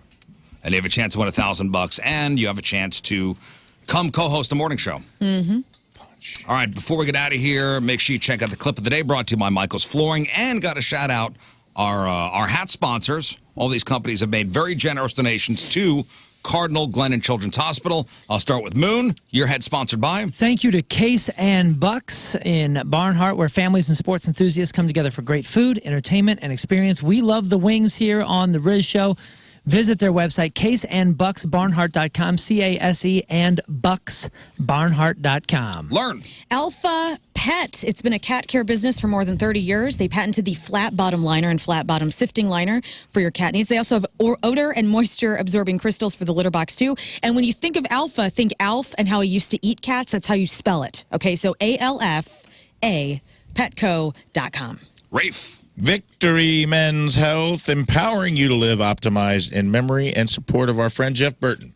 Visit victorymenshealth.com. And my head sponsored by Ella and Ollie Popcorn, St. Louis locally grown popcorn for your home popping experience. Provided the highest quality popcorn varieties with unique seasonings, oils, and poppers to enhance your experience. Visit the website at EllaOlliePopcorn.com. Hands down, my favorite popcorn of all time. All right, what is today's podcast titled? Everybody loves Otis. Yep, true. All right, what else, Moon? December 7th, 3 p.m. and an 8 p.m. show for Punk Rock Christmas. I met a lot of people over the weekend over at Shipwrecked, the big party, and they are very excited about Punk Rock Christmas. And, yeah, it's going to be, I mean, it was a huge show last year and one of my favorite shows of the past, 10 years that I've done. And I can't wait to, double it and make it even bigger this year. December 7th, tickets available at thepageant.com, thepageant.com. Thank you. Lern. Yes, follow me on the socials at Lern versus Radio. My band, Lane Narrows, we're going to play our final show of 2024 on Saturday, November 9th at Copper Fire from 2 to 5. So if you've always wanted to see our band, come out and see us November 9th. Thanks. All right, Rafe. Follow me on the socials at I am Rafe Williams, and that is all. Okay, Scott. If anyone is in Nashville or here, and they're going to be in Nashville the second weekend of November, and you're a redhead, reach out to me via email, kingscott@1057thepoint.com, because there's a chance for you to get into a movie. So again, if you're a redhead and you live in Nashville, reach out to kingscott@1057thepoint, and we'll see if we can get you in that film. But yeah. Big marketing 101. Heck yeah. He's back, baby. Sounds pretty discriminatory towards brown-haired people, but okay. It definitely is, and it's awesome. Some sort of convention. Finally, a great movie. Okay. Tomorrow, from Chimp Crazy, Tanya Haddix joins us. And we'll leave you with a selection from our teamers. Remember, today brought to you by Hot Shot Sports Bar and Grill from Marthasville, Missouri. Mindy Ribbleman is our team. Yeah, Mindy. Want to hear this song? Here it is. Have a great day.